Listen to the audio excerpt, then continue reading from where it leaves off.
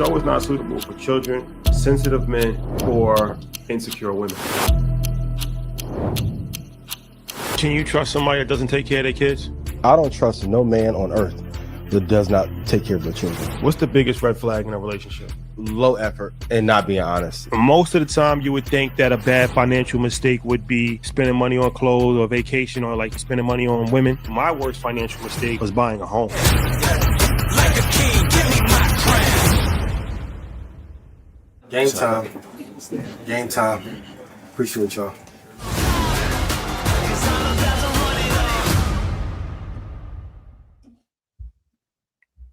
Yo, microphone check 1 2 3 4 5. We are live. Shout, how you doing? I'm still alive. I'm still alive. Tell a friend to tell a friend. Tell a friend to tell a friend. Long as I'm still breathing, I'm still winning. God is the greatest. Always. Always. Every day. Every day. What's the deal, my brother? How you feeling? Blessed, highly favored, happy to be here. God is good all the time. Happy to be here with you. Let's have an amazing show. We got a lot to talk about. Got 19 keys. Got my brother Van Lathan. I'm calling him Big V instead of Big U, Big V. Van calls him straightening. Hey, my brother. I said, damn, okay. But I can't lie, bro. I'm happier than ever, elated, in a super creative zone. It's a lot to discuss, and I'm looking forward to it. That's a fact. Man, I want to talk about, well, first and foremost, tomorrow at 12 o'clock Eastern Standard Time on Earn Your Leisure, we got the great legend, Serena Williams. Yep. That we did that interview with her at InvestFest. So that's going to air tomorrow at 12 o'clock Eastern Standard Time on YouTube and all podcast outlets. So check that out. And we got a few announcements that we'll be making later on in the show. But man, let's get into it, bro. It's a lot going on right now. We got the Tupac trial. I know you're a big Tupac fan. That's my guy, yo. That's your GOAT? Yeah, for sure, yo. Prayers and love to Mutai, Sister Set, family members who low key and out of the way, but yeah, Tupac's my favorite. Just even with Keys being on, like that Oakland flair that Pac picked up and the love for us that he had. Pac wasn't always the most lyrical, but his sincerity and appreciation for us is something I always respected and admired. So he's definitely my favorite artist of all time. Him first, then Michael Jackson. Rest in peace, Tupac Shakur. Yeah. Man, watching this trial is just so crazy, bro. Like I seen man, what's bro's name today? Mob James. Mob James was on, and he was like, "Look, I can't snitch on the." I'm paraphrasing. I ain't seen no black man in jail. Yeah, exactly. Yep. Oh man, what's your take on this, man? This is really a crazy story. Like 30 years later, somebody is about to go to jail, probably for the death of Tupac, and really because he kind of said it in a book. They got all of these gang members from 30 years coming back. It's like a nursing home of ex-gang members. Says a lot about the times that we're in, where clout is a hell of a drug. We're going to talk about that later on because people will use your name to make a name for themselves. That's crazy if you really think about it. Somebody will use your name to make a name. Let me get my announcements out real quick. Happy birthday to my cousin Jew. I appreciate you. Thoughts and prayers to City of East Chicago and the city of Gary. We'll talk about it later. We got a Red Panda pop-up session at 4 p.m. Central. Tomorrow's my brother's birthday. Tomorrow's Makai's birthday. And for all my creatives and entrepreneurs, give back. I want to collab with 20 people. So if you have ideas on how you want to collab with me, you can DM me on Instagram. I'll pick the best 20. I'll announce them in September. There's a way to get back. All right, let's get back to it. Shout out to M-Line out of New Orleans. Shout out to my brother, the JC, the Lightning. Damn, what's the official name? I want to make sure. Justice Culture. Justice Culture. Shout out to Justice Culture and shout out to M-Line. Support black business at all times. No. It's important. You gotta support black business. So M-Line and Justice Culture. I've been wearing up the black clothing brands since I had last year. I remember I had that campaign to mail me your merch. Yeah. Vanilla merch campaign. But support black business. That's important. Yeah. We will bring 19 Keys and Van Jones on in a little bit. Don't Van worry. Lathan. My bad. It's been It's a all long good. It's been a long day. I got you, my brother. Screen. I should have called last Wednesday. I got a nap before this one, though. I got you. Yo, it's My been a fault. long week. It's been a long week. You ran floppy up through the pass too high on the left wing. My bad. I got you. This week. It's been a long week, man. My brother Van Lathan. Sorry, my brother Van Lathan and 19 Keys. We're gonna bring them on in a little bit. But before we get to the now, let me ask you this: what's the blueprint to going viral? You've been viral all the last fucking month. What's the blueprint to going viral? And if it doesn't go your way, what's the way to turn it to your advantage? Because I think it would be a great business lesson to cover. Because there's silver linings even in the storm. We can skip it and come to it later if you want to. The blueprint. I'll tell you this much, man. The blueprint to going viral. You know what the crazy thing about it? This is a real thing. I'll be honest with you, because this is Blackout, and I love Blackout. I love Blackout like I love Market Mondays. These are my people. Blackout is really my family. Yeah, they understand me. I think Blackout understands me. Yeah, they might even understand me a little bit more than Market Mondays. For sure. Like, Blackout, I hold Blackout very close to my heart. The Blackout. We got to make up a name for everybody that champions Blackout. But you guys are actually my favorite people on earth. I love you so much. You know, the key to going viral is you never know when you're going to go viral. It's like a musician. They make a song like the Aisha Diaz thing. We didn't clip that. We had no idea that was going to go viral. Even the mayor of Atlanta, like everything that's happened to me over the last couple of weeks, it's always the thing that you least expect that fucking just goes. But you know what I've realized is that I'm in a space where anything that I say has the potential to go viral. That comes with a lot of responsibility. For sure. Like, it's kind of hard because I was never in that space. Even while we was doing Earn Your Leisure, for the first 8 years of Earn Your Leisure, I just got in that space last month. For the first 8 years, I was able to say whatever you wanted. Pretty much anything. And unless we clipped it, it didn't go further than where I said it at. Now, I'm in a totally different space. I'm in a space now where anything that I say can or will be used against me in the court of public opinion. So, man, that's kind of crazy if you really think about it, because now I got to think about every single thing that I say. Like, and if you talk for a living, you can imagine that that's kind of difficult to think about everything you say when you got to talk for 5 hours every single week. Yeah. But to answer your question, what's the key to going viral? Bro, I don't know. Some people are just viral. I guess myself, Jim Jones, fucking Ray J. I don't know. It's a few people that's just viral. We got you tonight, Van Lathan, 19 Key. Like they. But you know what's so crazy is that, because you know me personally, I'm actually like, because they be like Troy. They use the comparison of me and Troy a lot, right? And they like, yo, I'm the person that is gonna fuck this shit up. And Troy is the calm, mild-mannered, doesn't really speak a lot person.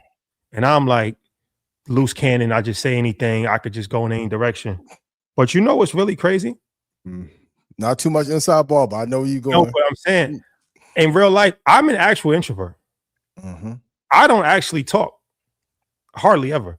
Troy is way more extroverted than me. He's the one that actually, if you see him, he gonna actually speak. He's the life of the party.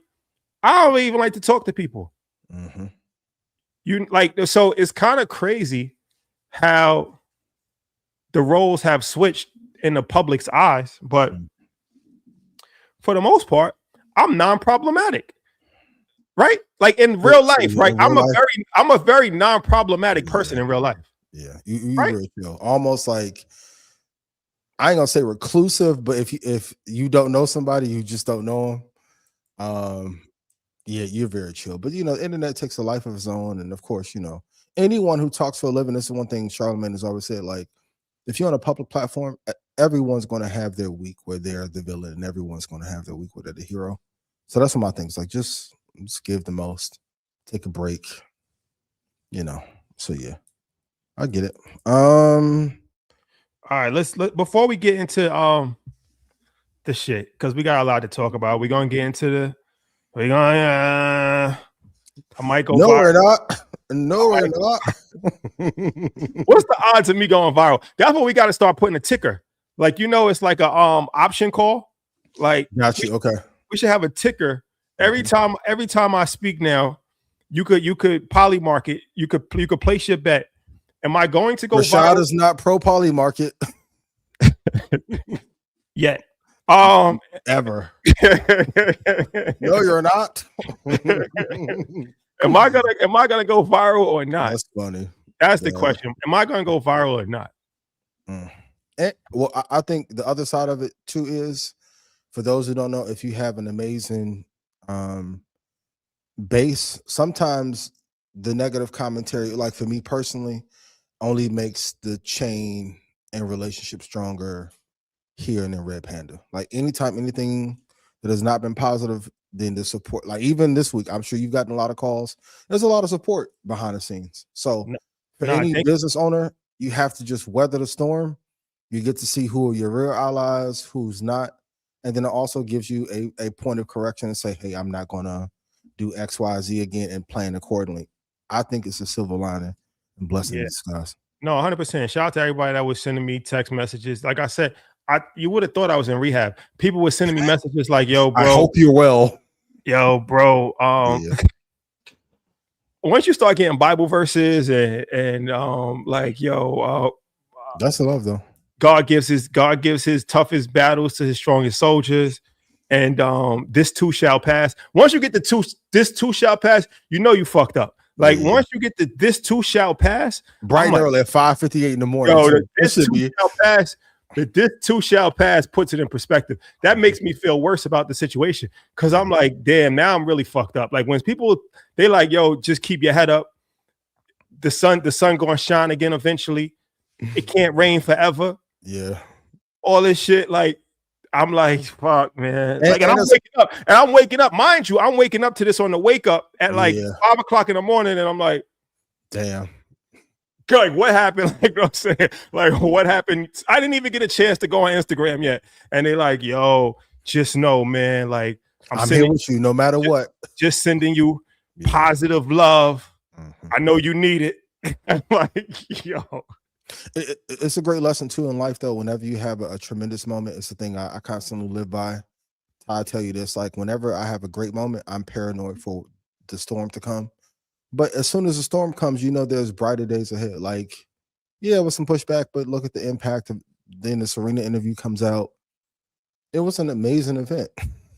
And arguably, you can say it's the most talked about event of the year thus far, probably outside of Kanye, and the most InvestFest has ever been talked about. So just like the market, there's ebbs and flows. Whenever you have a high moment, a low moment is coming, and then when the bullshit comes, a high moment is coming after that. I think it's definitely the most talked about event. I haven't heard of an event talked about more than that. I mean, outside of like the Super Bowl and the World Cup, but I'm just saying, like, as far as like a conference or I haven't heard any conference festival get talked more about InvestFest, especially over the last month. But yeah, shout out to everybody that's been sending their love and their thoughts and their prayers. Oh, I got a question for you. Is there any, okay, let's just take me out because I don't want to say nobody else. Is there ever a time when any of this drama happened, you thought people was going to switch up or I was going to switch up or any of the No. Come on, man. That's but how do you know if somebody's going to switch up or not? I mean, we blood in and blood out, man. It's La Kosher Nostra, like with us, like it's family. Like that's a paraphrase. And I'll say this, shout out to everybody. Nobody crossed enemy lines except for one person. Stop it. One Benedict Arnold. Troy. But outside of that, everybody. If you need to log in, everybody kept it solid. Everybody kept it solid. I ain't see nobody like no post. Yeah. I saw one person like a post I got to have a conversation with. No, you don't. Yeah, sometimes when people show you how they really feel, the best thing you can do is say, thank you for letting me know how you feel. You're right.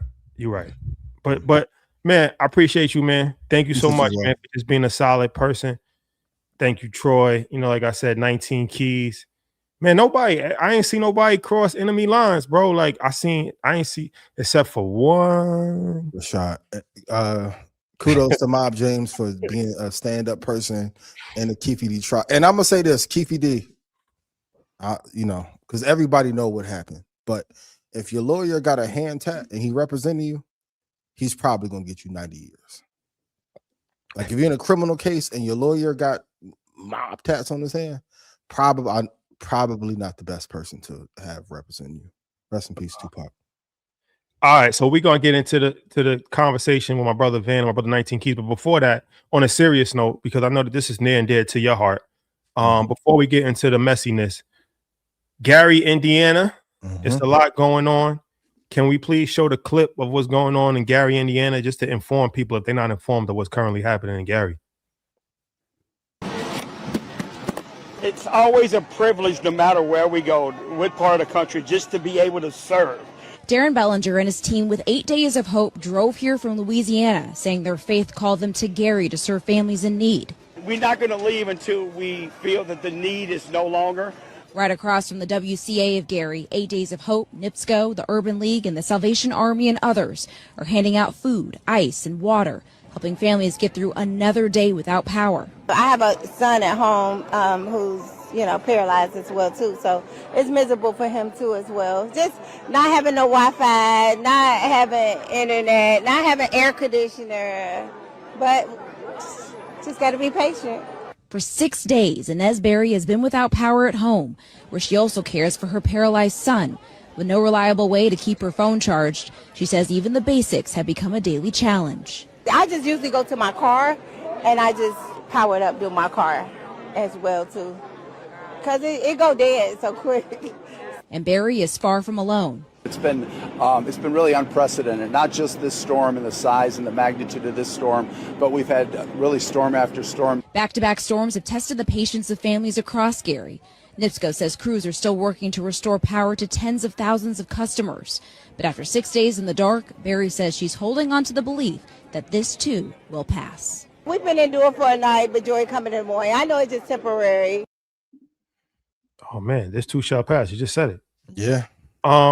Gary, Indiana, out of power for 7 days. That's a damn crisis. It's a crisis. It's a national emergency. And then prayers to everybody in East Chicago, Hammond, that are affected. But the thing that's really interesting is the lack of news coverage. Like I was telling some people about it the last couple of days, and they're like, I didn't know. I had no clue that this was going on. NIPSCO, who has a monopoly on power in Northwest Indiana, the interesting part, they make $2 billion a year. So this is not to the NIPSCO workers or anyone who has helped trying to restore peace and love to Mayor Eddie Melton. Love you dearly. It's not to any of that. But as a corporation, I find it very interesting.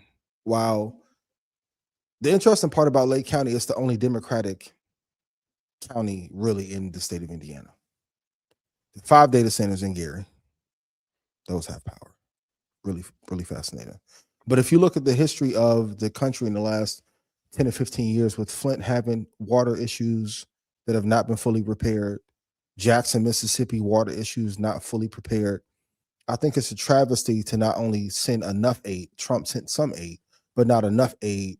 And for those who don't know, of course, after 2 or 3 days with no power, now your food is gone. Some kids can't start school. I think if this was in another county, it would be national news. And I think it's a travesty that more people are not talking about this. So to all my friends and family, you already know if you need anything, I've helped some, but if you need help, feel free to reach out. I know Freddie is doing his thing. Glenn Robinson's doing his thing to give back. But if this was in any other county, I think this would be a much bigger story, and it's not being covered the way that it should. No, it's a crisis, because the thing about it is you got people that may be hooked up to a machine that they're using to breathe in the home. You got elderly people that don't have air conditioner. You got and it's the middle of summer. It's sweltering hot. No. They're a very dangerous situation. Yeah. And Gary, Indiana, it's a predominantly black city. Yeah, predominantly black city in Indiana. That's where you're from, East Chicago, Indiana. Yeah, that's 8 minutes away. Take Okay. Clark Road, yeah, it's So right. is there a blackout in East Chicago as well? And what they just got, some people in East Chicago still don't have power. Like my parents got power, I think, yesterday or the day before, but even that's spotty. And it goes to the infrastructure, and we can play the thing about the water supply, but even I think there's a bigger maneuver here other than the grid was overloaded.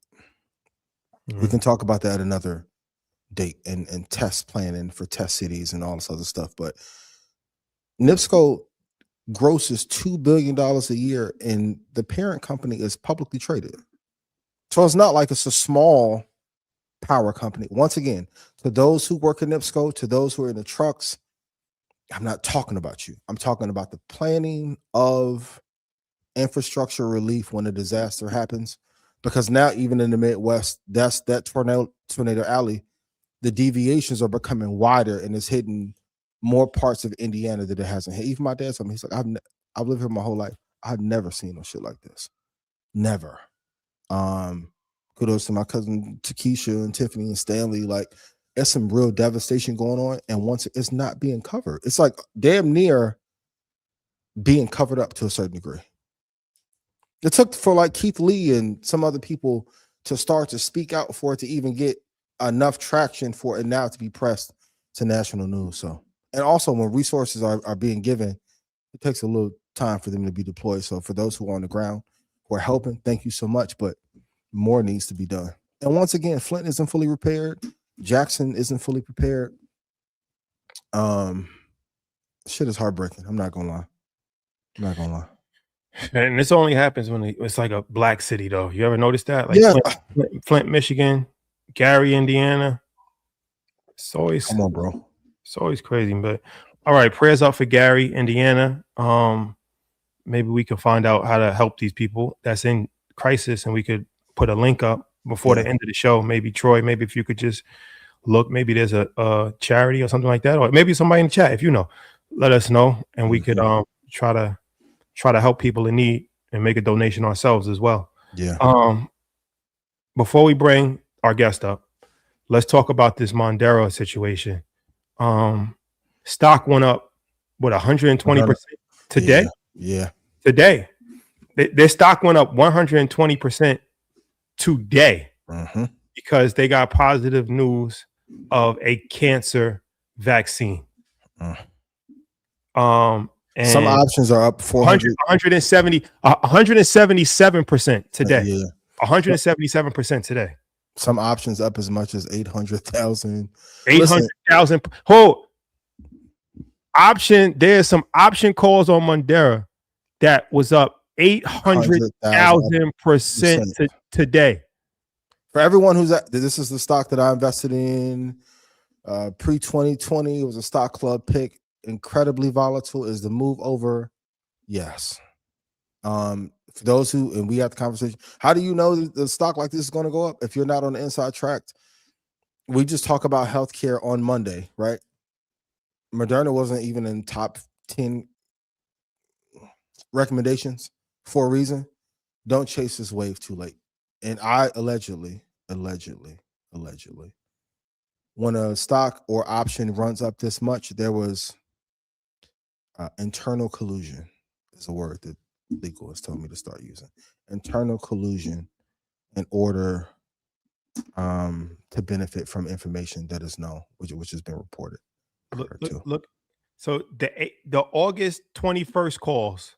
The August 21st calls. Look at that screenshot. The August 21st calls. Make it bigger. Can you make it bigger? So the first one today is up 892,000%.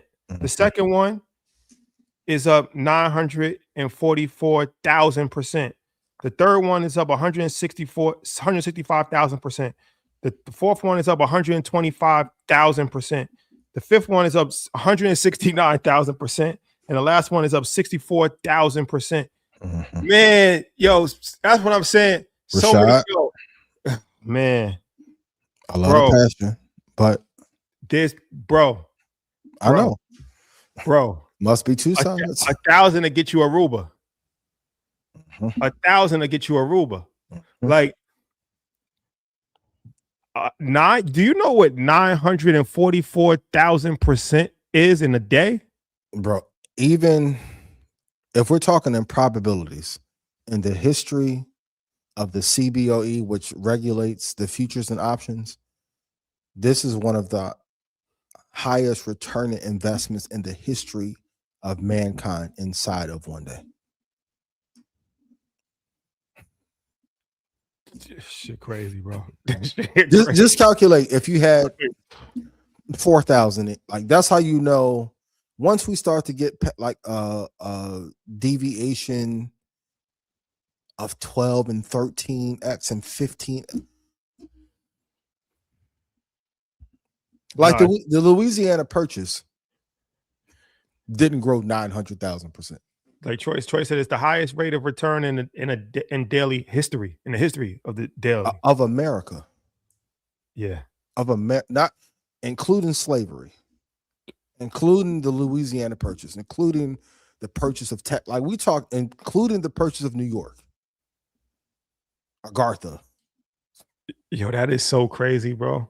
And the crazy thing is, we talked about this stock early on, or Earn Your Leisure.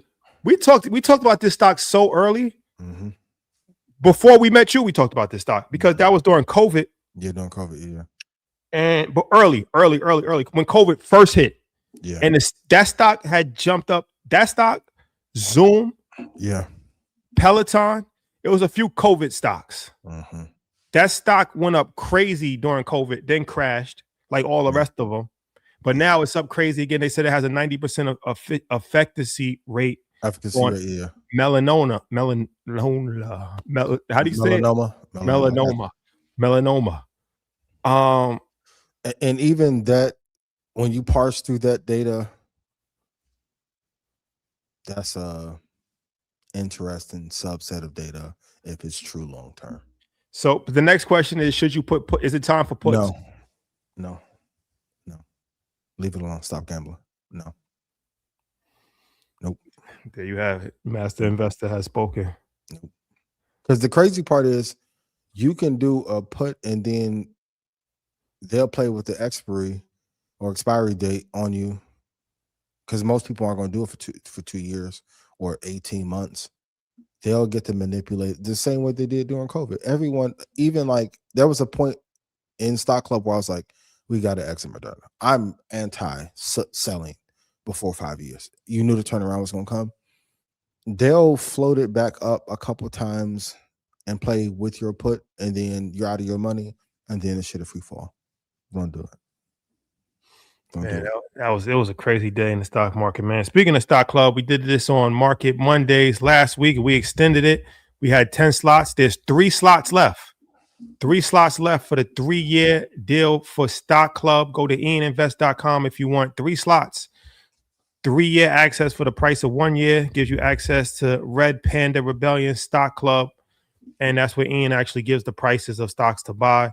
Mm-hmm. The best price, the swing trader price, and also the country price. Yes. And then he also gives 10 stocks a month. He do monthly calls, 1 year access to Sniper, which is the futures trader setup. So it's Ian's program as far as his community, where investors and traders come, and he provides guidance on inside to where to know when to buy the stock, along with other things. The infamous Red Panda Rebellion, Red Panda Millionaires, it's a lot of different adjectives that go next to Red Panda, but there's absolutely amazing is another one. And don't join because the price going up after this. 100%. ianinvest.com. Rest in peace to Nolan Wells. Today was his birthday. Yeah. So can we bring our guest until the justice is served? 100%. Can we bring our guest up, please? Yes. Okay. The moment has come. What's going on, man? Y'all can hear me? Yeah, loud and clear. How you feeling? Man, I feel great, man. I feel great. What's going on? Keys, you got some. Keys, talk. Yeah, it sounds like your mic's not picking up. Sound like your computer picking up. Yeah. Check 1, check 2. Hold on. It's a lot of background noise. What about now? Check 1, check 2. Same. Who's that? Yeah, it's background noise. Somebody breathing. Mike, mute keys for a minute. Mute keys for a minute.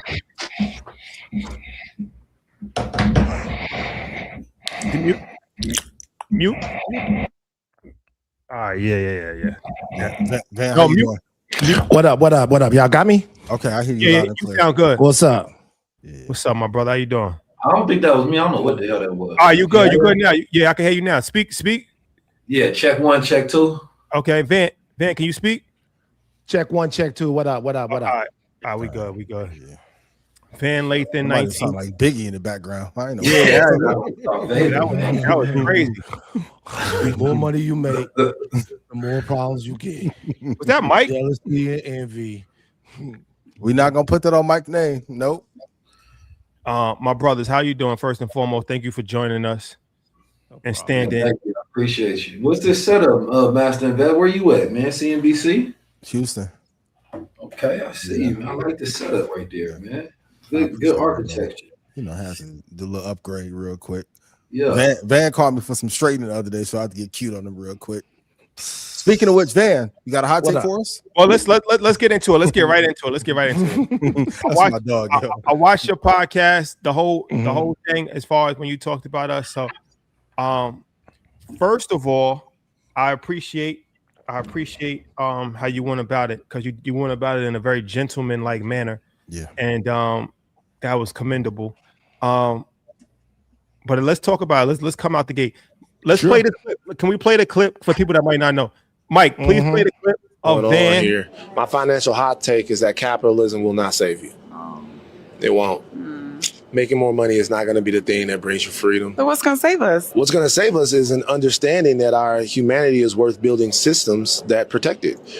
So, like, what saves you is the same thing that's going to save us, and the same thing that built us is community, sharing, understanding. But unfortunately, it's not going to be making more money. Which was they asked for a hot take. He gave one. At InvestFest of all places. Interesting time to say that. But all right, here's my thing. I heard everything you said, and I agree with everything you said. But I just feel like when you say making more money is not going to save us, I actually think that making more money is a direct pathway to save us. Not the only thing, because money can't save you if you have poor character, if you don't have a family, if you don't have community.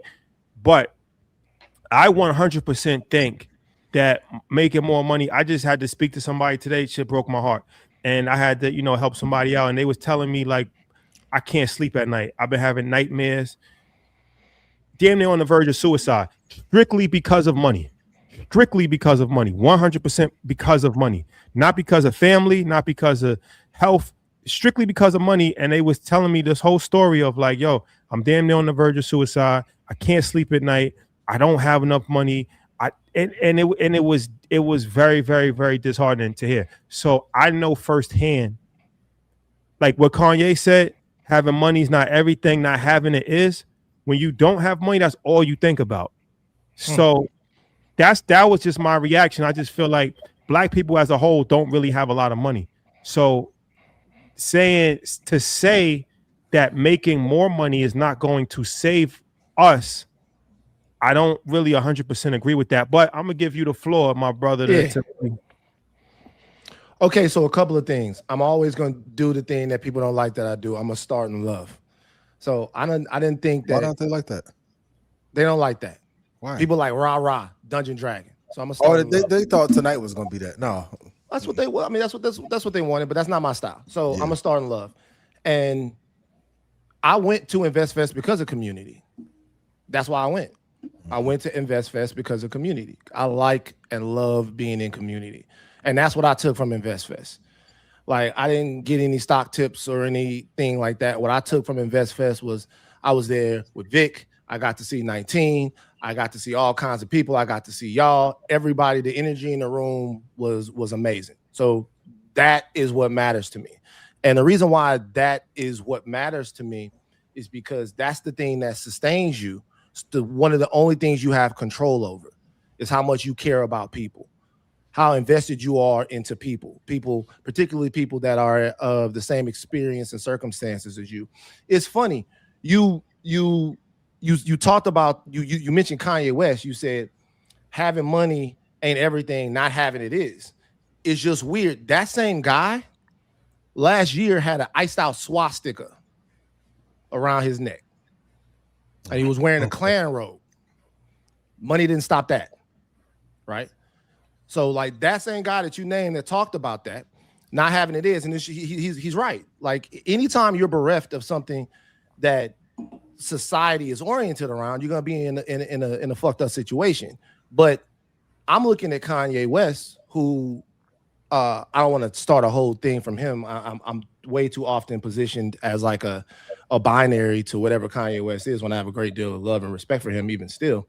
But when I look at everything that he's been through and everything that he continues to go through and the ups and downs in his life, it seems like there's a lot of things he's lost that can't be replaced through anything material. But let's move off that, because when we talk about that, a lot of times we're talking about a singular person, or even if we talk about a couple of people, right? That's not what I'm talking about at all. What I'm saying is attaining in America, while it is necessary to have the resources that you need in order to have your basic life things taken care of, you know, to get your education and all of that stuff, our ability as Black Americans to think that we're going to wealth ourselves into dignity in America is not true. Now, that doesn't mean that I'm telling, and I never said that you don't need money. I never said that, and I would never say that. Y'all know that I know that money matters, that I need money, because I asked y'all for money, right? It's like, we just telling all the business today. Okay. Yeah, I'm just saying. So just flight and hotel, and my brothers were very gracious. But what I'm saying is that I no longer believe in capitalism as a system that can sustain the needs of human beings right now. And when I say that, a lot of times people think that I'm saying that capitalism is worthless. I said this on the podcast. I don't want to repeat myself too much. There was certainly a time where capitalism was incredibly important. It increased the productivity here in America and in the world exponentially. It led to a ridiculously high standard of living. You know what I mean? It had its place. But right now, you guys just talked early on about the infrastructure in a Black being so bad that people don't have power. Yeah. Those are people that would want to pay for power, but they don't have power.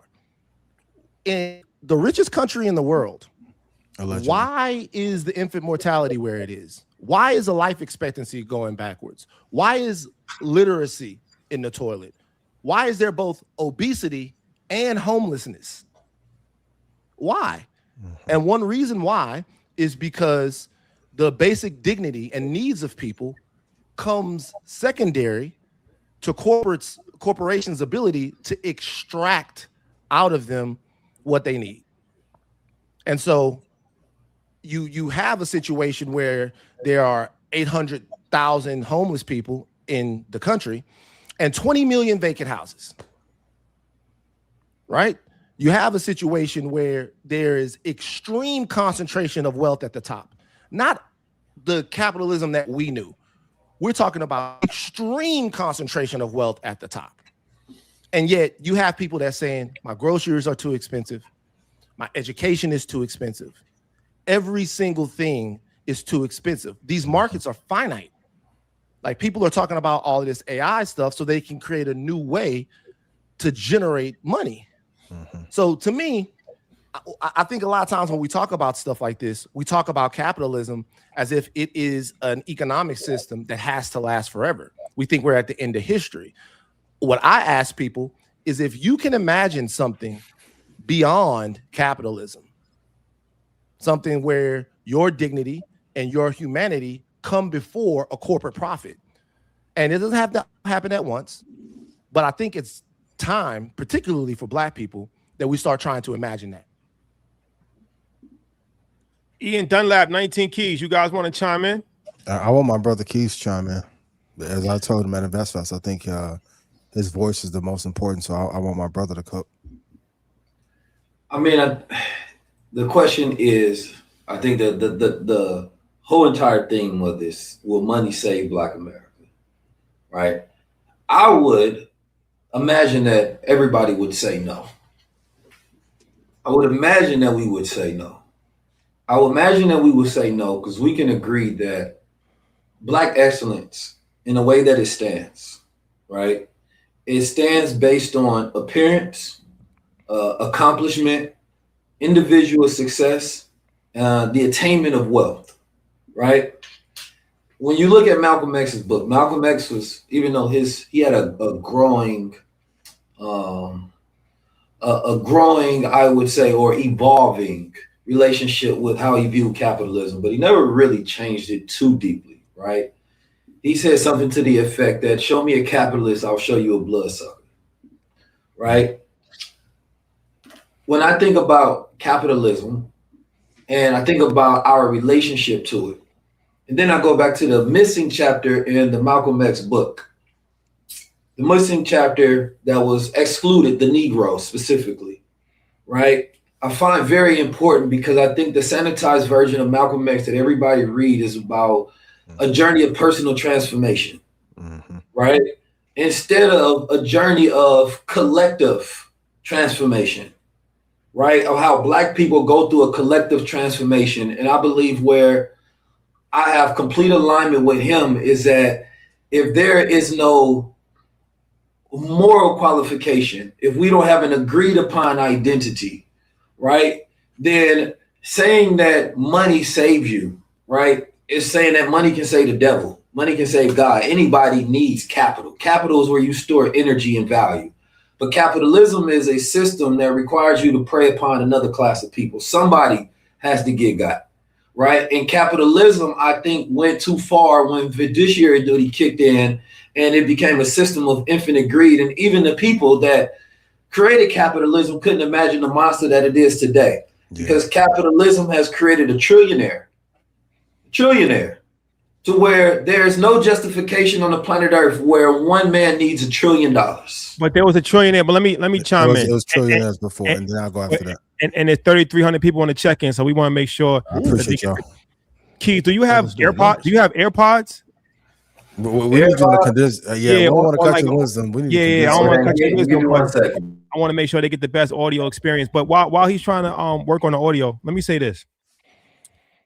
Van, let me ask you, because I agree with both what you, because even though that Mansa Musa was a trillionaire, so I mean, you go back to ancient Egypt, ancient Kemet, there's always been a disproportional, like, I think this idea that the wealth gap is so crazy now. What do you think it was when the pharaohs was ruling Egypt, and you had people that didn't have anything that was making the pyramids for them? Or when you had Mansa Musa and he broke the Egyptian economy because he was giving out so much gold?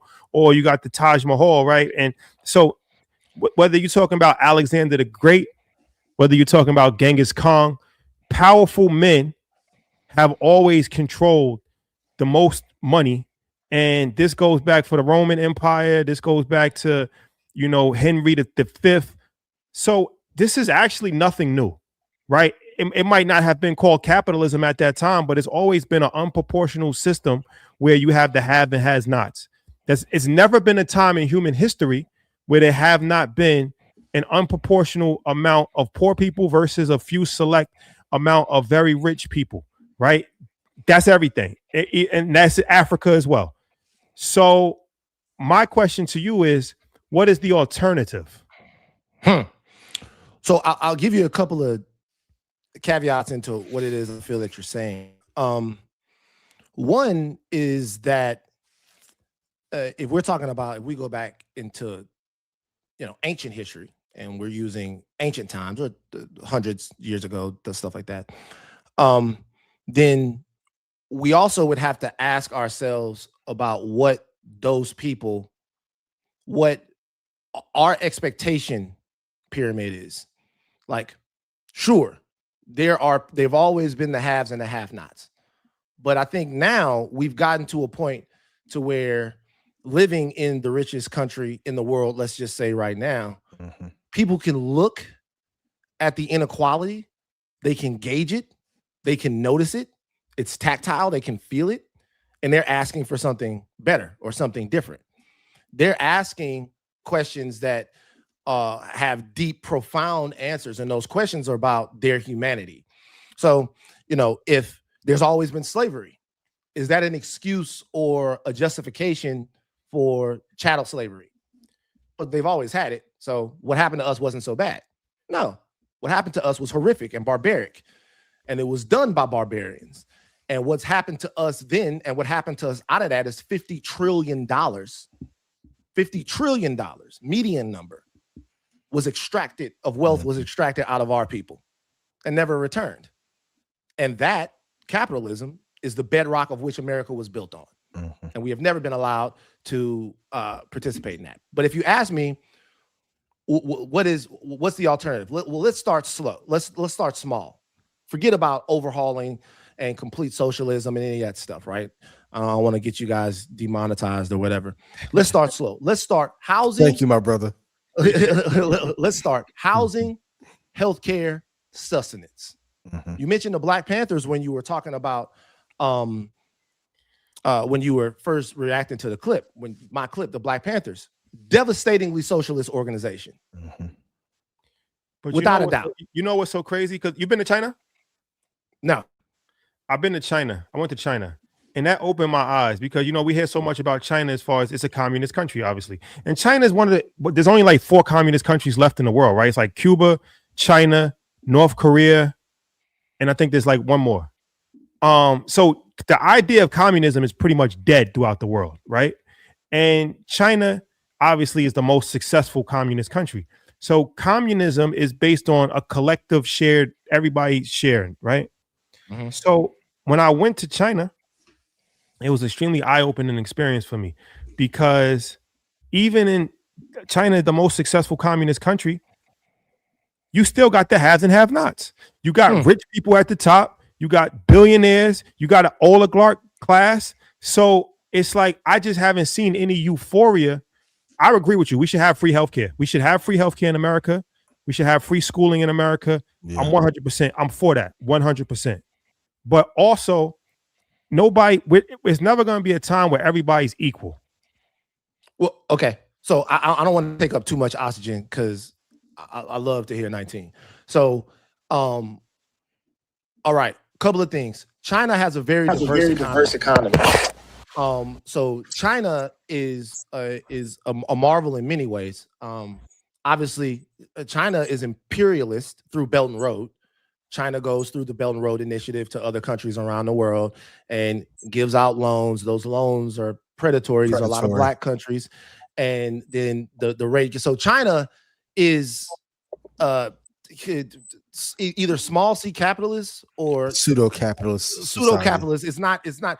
China was able to go through and observe throughout the rest of the world, a way to have state control in certain things, to where China can say right away, because they have an authoritarian government and a socialist structure, they can say, we're going to electric, we're manufacturing, and they can do that right there. But there's still a lot of markets that exist in China. There's capitalism that exists in China, not with the snap of a finger, but they're able to get things in that way because of authoritarianism. So I'm not using China in any way as a utopia. Let's say that there is no utopia, that there's no way that human beings won't take advantage of each other. That is why systemic reform is necessary, or systemic overhaul. Because what needs to happen is I need to be able to tell you, you cannot deny somebody health care. People cannot starve. Like, you can't deny them health care. You can't, people can't starve. People must have housing. These are human rights. Then after that, let's see who the haves and have-nots are. But anything before that, the reason why, getting back to the Panthers, the reason why the Panthers had the breakfast program was because the kids needed a full belly so they could go to school and learn. Because you can't learn if you're starving, right? You can't learn. Your mind is not going to work the same way if you don't have any food, right? So the reality is, like, the systemic dysfunction that capitalism has left with is intrinsically picking winners and losers. The people who can't buy their dignity don't have it. The people who can't run a 4.3 40-yard dash, they don't get fed good food. The people that's not fly talkers on the microphone, it's a list of bodies that I left at Baton Rouge. People have survivor's remorse. I have survivor's regret. Nightmares about my guys. right? So like what I'm saying is there's something beyond that.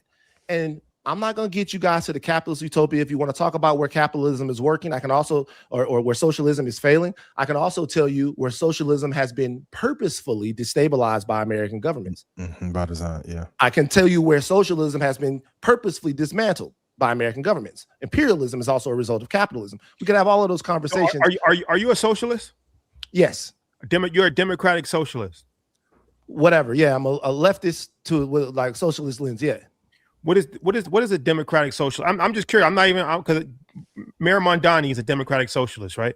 I'm still not 100% sure of what a democratic socialist is. What is a democratic socialist to you? Well, to me, I mean, I don't really like labels, but I'm saying that for a long time. Girl, I don't like labels. You know what I'm saying? but that's my go-to. Like, why would I put a definition on this? Let's just let it happen. Free flow. But to me, what I believe is, and this is the core tenet of my belief, I believe that there are things that make up human dignity. Healthcare, housing, sustenance, those things make up human dignity. And I believe in worker-controlled markets that guarantee those things, right? So we don't have to get, I'm not coming for you. Everybody make money. I'm not coming for your check. But what I'm saying right now is when you look at the outcomes, there is a Black maternal mortality crisis in here. Those are babies, babies, right? But there's a infant mortality crisis, period. And all of this stuff has to do with the fact that human beings are not human beings. They're dollar signs. Keys, I see your brain turning real quick. Yeah, go ahead, my bad. I want Keys to jump in. I do think that poverty is a disease. Like probably the creation of poverty is probably the worst thing that ever happened. And we will always have evil people and the necessity to do evil for your own just cause, as long as you got people that's in poverty. You understand me? And I think that America, again, is a failed experiment in a lot of different ways, right? Capitalism is an experiment in America. You understand me? Like, Europe is still existing and they're not capitalists and they don't have market growth. You understand me? The world doesn't fall if we don't have overt trillionaires. And even Mansa Musa, you understand me, created hyperinflation for all the money he had. So even though we talk about Mansa Musa as he wasn't a single person, he was a whole entire, it was really Mali. You know what I'm saying? We just remember the man, but we don't remember the system that was actually behind him that allowed him to hoard and own that much gold. So the story is cool for like an ambition, but even Mansa Musa is not the aspiration. You understand me? The aspiration is looking at how do you create a parallel institution and or system.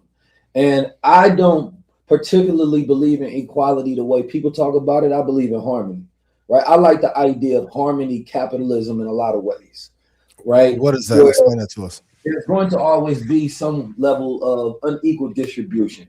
You understand me? But it's more so focused on scalability and people focused than it is focused on, or sustainability than it is focused on scalability, right? And I got that from studying parts of the Japanese economic system, right? I don't have the perfect economy, but I do think that what we need is a think tank to think about what does that look like. I think that we've gotten to a point of globalization where, number one, capitalism is a very outdated system and maybe even term of what we even call and what we currently exist in, right? I don't even think that this even fits the framework of our current global economic model whatsoever, because you also have America, China, and all these countries in bed with each other. And the American people are just being fooled about what we currently are, because we're in a transition state of extreme accelerationalists. You understand me? Where they're trying to produce token economies and labor is not even being seen as the value anymore. Right now, it's a cognitive extraction of your attention and your time. And we're in a deep late stage capitalist, right? And now that's why everybody is goddamn financial nihilists and just ready to gamble it all away, because they rather just figure out if they can gamble they luck into some success and some rich, because everything is already wired against them. There's always going to be a few at the top, especially when the system was never made for everybody to win. You can't have infinite winners in the capitalist system. So to believe in capitalism is always to believe that most people should essentially have a low quality of life. I think quality of life index should be what we're gauging at and creating systems that allow people, number one, to not have to suffer because either they weren't born into wealth, right, or they were born into poverty. I grew up where what's your model throughout human history where if you was like, that's what I'm trying to say. This has always been the case forever, right? In America, you can actually say you have a chance to make it out of poverty. You born in India, they have a caste system. You can't even make it out of poverty if you're born in India. You're born in the other countries, your odds of making it out of poverty is 0 to none. Yeah, but the same reason you can make it out of poverty is the same incentive that capitalism keeps you in poverty. Mm-hmm. You understand me? If I keep a people ignorant, then I can make more money off them. I'm incentivized to keep you sick so I can make more profits off the medicine, right? It's a system that creates the very the scarcity, yeah, allows you to achieve some sort of dream or vision. It's the same system that must prey upon people to keep them down, right? There always has to be winners and losers. So yes, somebody that is intelligent like myself, I'm gonna always figure out a way. But then there's going to be a percentage of people who will become statistics as losers because they were born in a capitalist system. And they have institutions that are already preying upon them. Like the reason financial literacy is necessary because you want to keep a people ignorant of how the economic system around them works. Because if they do, then they can participate and become owners and controllers of that system. Are you a capitalist? Are you a capitalist? Nah. I do believe in the free market. Are you an entrepreneur? There's no such thing as a free market. Are you an entrepreneur? Yes. So you're an entrepreneur in the United States of America. Van, are you an entrepreneur? Van, are you an entrepreneur? Are you an entrepreneur? Okay, no, I'm not. Not really. You're not an entrepreneur. The Africa market, the Europe market, me and all of them. I didn't bought it. Man, you don't have a economics. I believe in surviving. I believe in thriving. You understand me? I believe in creating a product of value for equal exchange or higher, for sure. You understand me? And I'm not a capitalist because if I was a capitalist, I'd be a bad one. When I get on stages in front of thousands of people, I don't sell them nothing. You understand me? When I do a tour around the world, I have no offer at the end of my speech. Yeah, same. Right? It's a fair exchange of value. I'm a bad capitalist because I take all my money that I get, profits that I make, and I pour it directly back into teaching more people. But I think Rashad's point is we're all still benefiting from being in a capitalistic society. So guys, man, I'm gonna come to you real quick because I see you cooking. So I participate in capitalism, but that don't make me a capitalist. Not in the essence and the way that we are describing what a capitalist is. Which I think is a person who is willing to take advantage of other people so that he can come up. So not only so commerce is one thing. Mm-hmm. Goods and services. Commerce is one thing. You know, Ian, you're interesting, bro. Why? Ian said earlier, there's no such thing as a free market. There's no such thing as free market. And you're right. It's always been a lie. And so when I listen to you talk, even on the podcast before, I listened to you describe inherent issues and problems and systemic glitches with capitalism. Which I did at InvestFest on stage. Yeah. First commodity traded on the exchange for sure. So commerce is one thing. I don't think anyone has a problem with commerce. Capitalism, though, is the privatization and the control and hoarding of resources by a small group of people at the top that then use the control of those means of productions to take value out of people's lives. But that's always been the case. When it was the royal family, when we had kings, they've always. So let me explain something real quick. So there was something. Rashad, I'm still on your side. I'm just being a good host. Go ahead. So I'm gonna give you an example of something. So there was feudalism, right? Everybody's aware of what feudalism was, right? You were a lord, and then you had vassals, and those vassals, you gave those vassals a plot of land, and in exchange for that plot of land, those vassals tilled the land for you, and then they gave you the crops. You can come get the crops that you wanted, and then if you got beef with another lord, those people fought for you. That was an economic system that existed before capitalism, right? That is no longer around. Capitalism replaced what we know feudalism as now. Now, a lot of people might be trying to institute techno-feudalism right now. Yeah, I was going to say we got techno-feudalists. Right, sure. But capitalism replaced feudalism. That to me shows that it doesn't matter how long an economic system has lasted or been around. And really, when you look at human history, talking about disparity is one thing, but capitalism is an invention that comes around 14th, 15th century and gets us to where we are now. And what we've really got out of it, besides the good things that I described, is imperialism, the rape of Africa, the rape of the global South, chattel slavery, and all of those things that continuously manufacture almost synthetic outcomes for people. And it doesn't matter how long it's been this way. The question is, with all of the knowledge, all of the wealth that we have, Jeff Bezos could wake up tomorrow and end world hunger. $22 billion a year. Like he chooses not to, because the religion of exploitation says that he can't.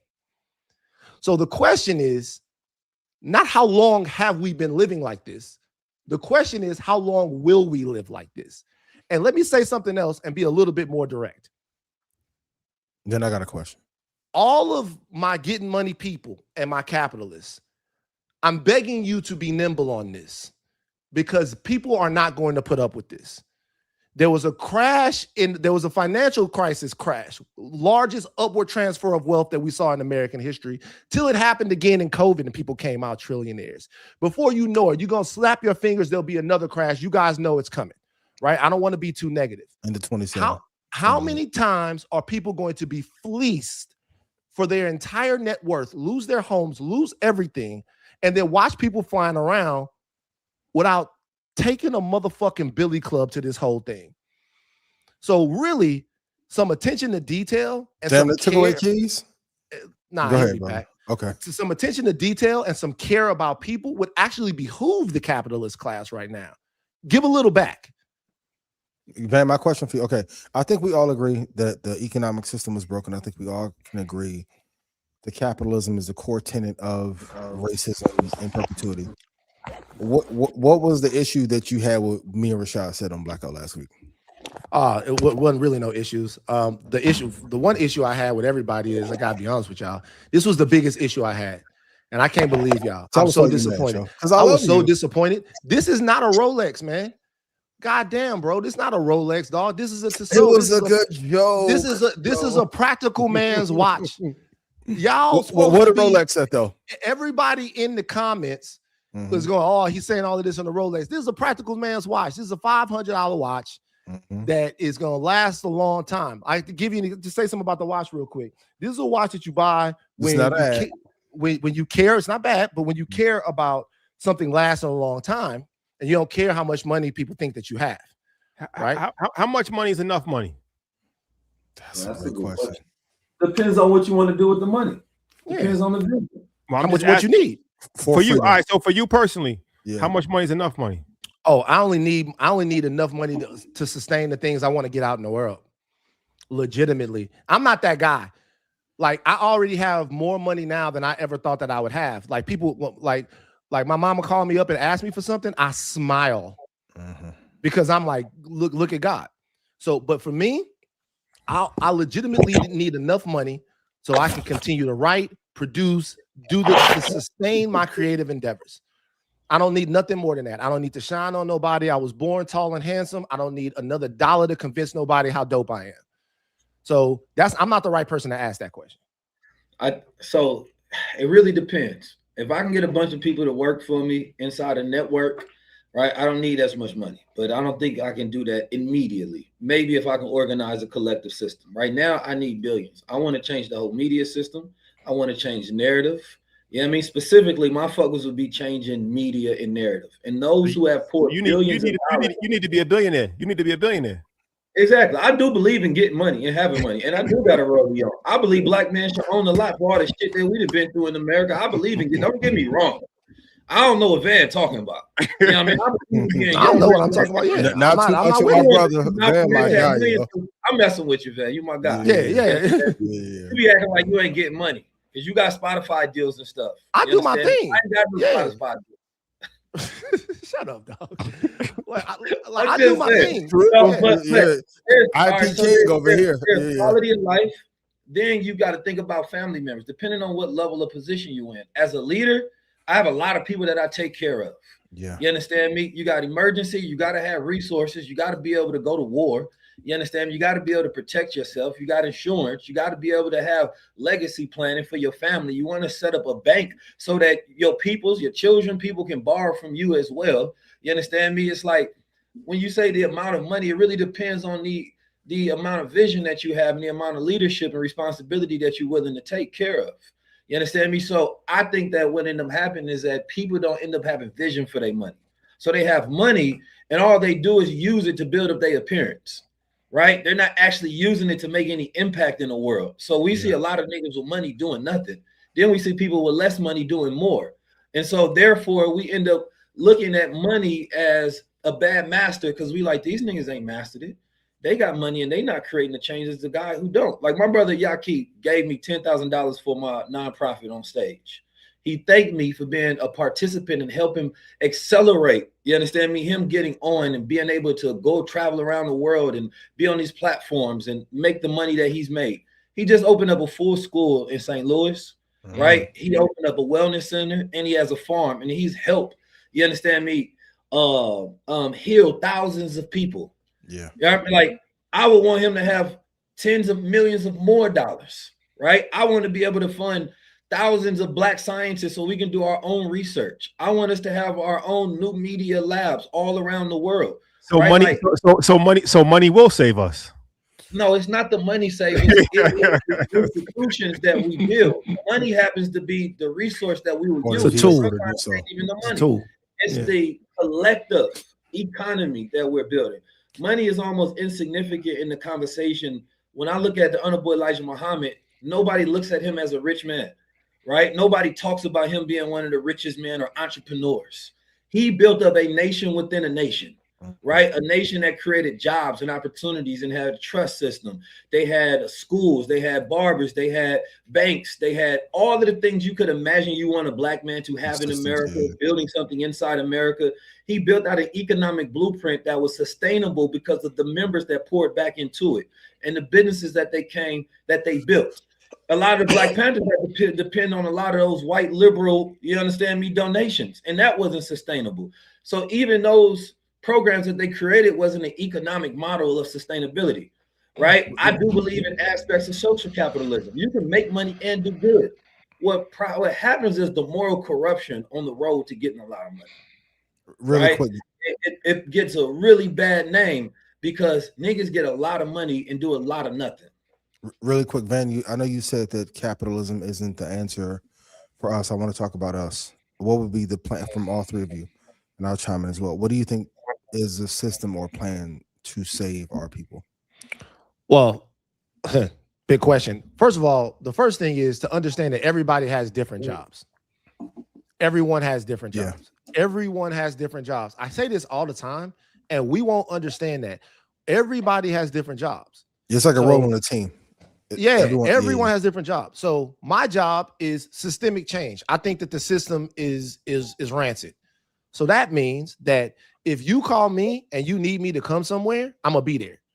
But my job is systemic. My job is, look, this is who I'm pounding on politically and economically. Pause. What? Pause. You just said this is what I'm pounding on. That was kind of, but I didn't say it could have been. I didn't say who. Hey, you know what I'm saying? True. Yeah, that's funny. But I didn't say who. So my job is systemic, right? But at the same time, like the reason why I come back to community is because you're not gonna do any of this stuff if you don't think that you need to. And the reason why community is so important and a belief in the humanistic dignity and value of the Black person that you share your community with. Like, you not cool with being rich and somebody else being poor and broke. Like, you not cool with somebody else not having anything. And that's the tradition that I come from. The tradition I come from is I ain't got nothing. Come over here, I'll break it off with you. But to answer your question directly, number one, to have a multifaceted plan to address the issues that ail our community. Let our financial brothers be our financial brothers. Let our political brothers and sisters sisters and brothers be that.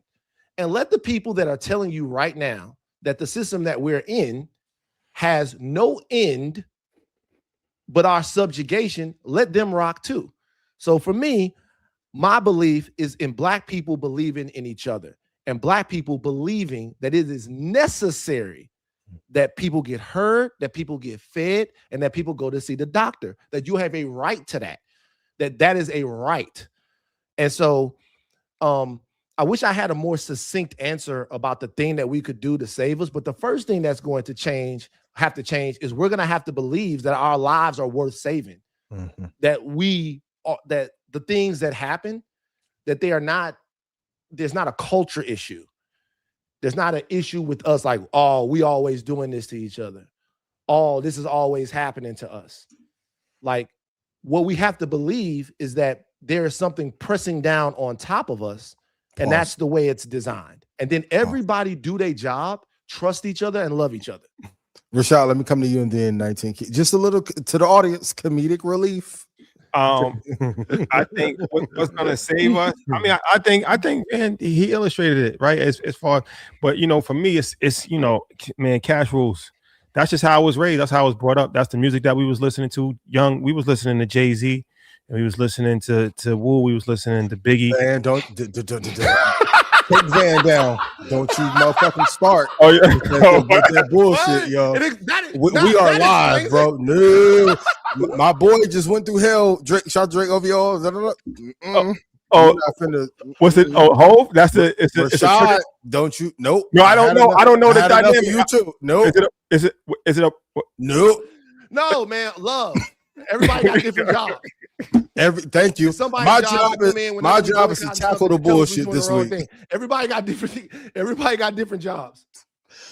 Okay. Audible. Okay, go ahead. Okay. But that's what we was really just brought up on, just being hustlers. And I feel like money is a major impact in it.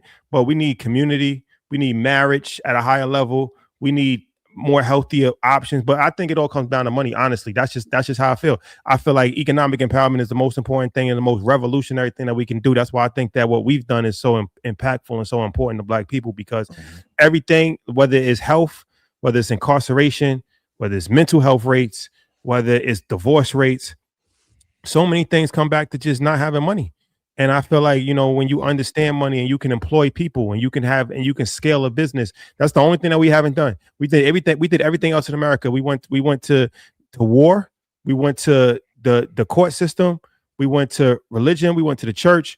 We went to march. We did everything. We did everything in America. The only thing that we have not done is have very, very, very strong economic empowerment. And that's the most important thing. We did that, dog. No, but it got destroyed. I understand that. That's what I'm saying. So like and that's how dangerous. But that's how dangerous it is. But that gets to show you how. But that just goes to show you. The only time that they bombed us because of Black Wall Street. That's when they bombed us. Rashad, we bought the land. Systemically, the land was culled from us. Yeah, we owned the most land we ever owned in the 1910s. Yeah. The land was contract buying, terrorism. Like everything that white America has asked Black Americans to do, to receive dignity, we've done it. But everything. But you understand that without money, you have no power. Why is the Jewish community strong? Because they have money. Why is the Asian community strong? Because they have money. Why is even like the Latinos, they're growing in strength because they have money. Like institutional support is I understand. We're the only community that had act of terrorism to happen on us that was sanctioned. I understand it, but what's the move then? What's the move? And that's why I tell Keys, because you got the Infinity Stones of all. You got to unmute my brother. Yeah, unmute Keys. Let him talk. Let Keys speak. Let Keys speak. Yeah. Keys, the floor is yours. Bring us home. Money was originally coming from this deity called Monet. You understand me? It's like when you worship it, it controls you. You understand me? And it can make a great slave, but it makes a very terrible master, right? Money will never save us, and it's never saved no people. What saved them was a collective cultural story. You understand me? That they all have. I did years ago, we did a lab on every single culture's wealth standard, right? I mean, you can look at everybody to the Mormons. The Mormons got like how much money? You understand me? $100 billion, something like that. Like they got a lot of management. a collective belief system at the same time. The problem with Black America is that we're so fragmented that when we get money, we won't use it for power.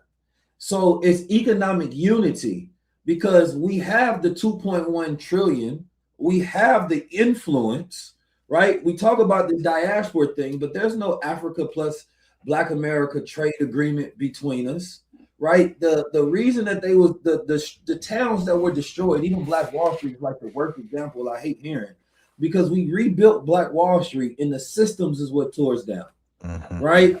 And so it don't matter how much money we get if we don't master the systems, if we don't master the institution building, if we don't master creating parallel institutions, right? As long as we are cognitively inside of somebody else's system, they're controlling how we think, right? So there's a separation that must happen because in a decolonization that must occur, right? Like there's a whole entire decolonization forum that they do across the world.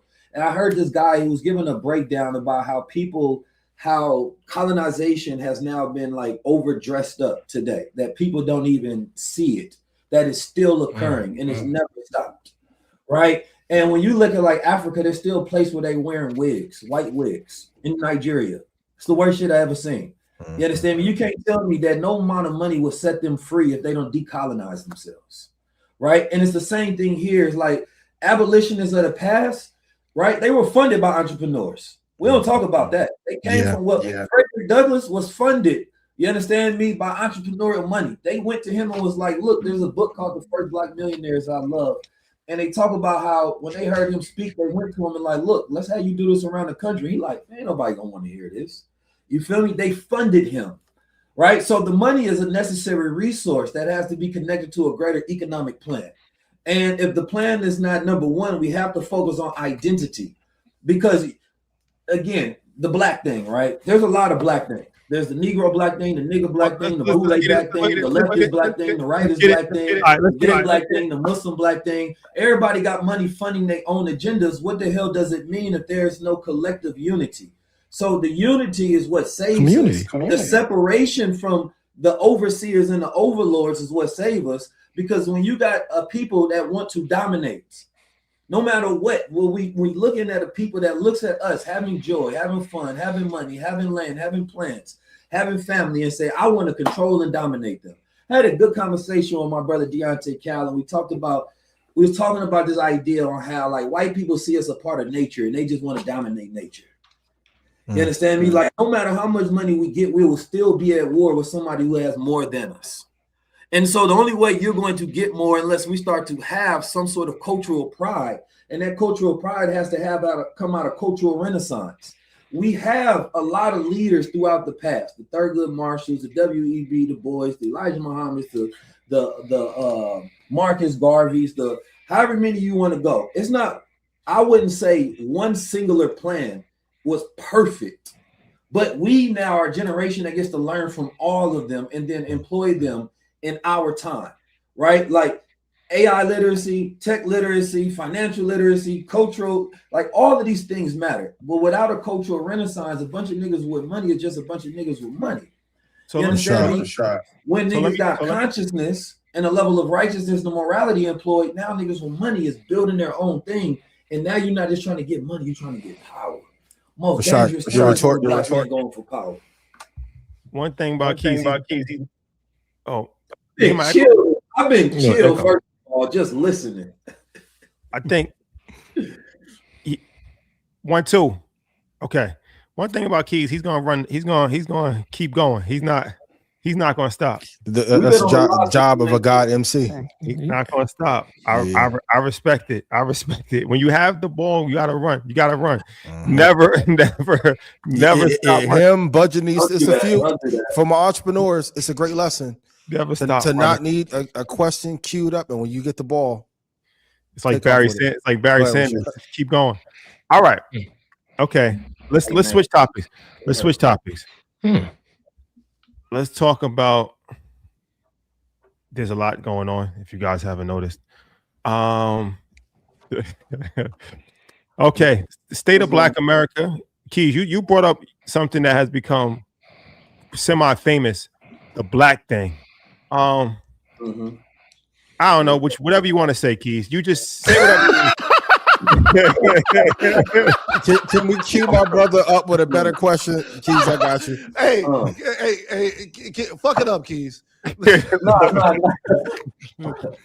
First of all, there's a lot that occurred this week, and I don't really have a filter because I'm not controlled by nobody. Nobody pays me. Nobody decides when I can go or where I can't go. You understand me?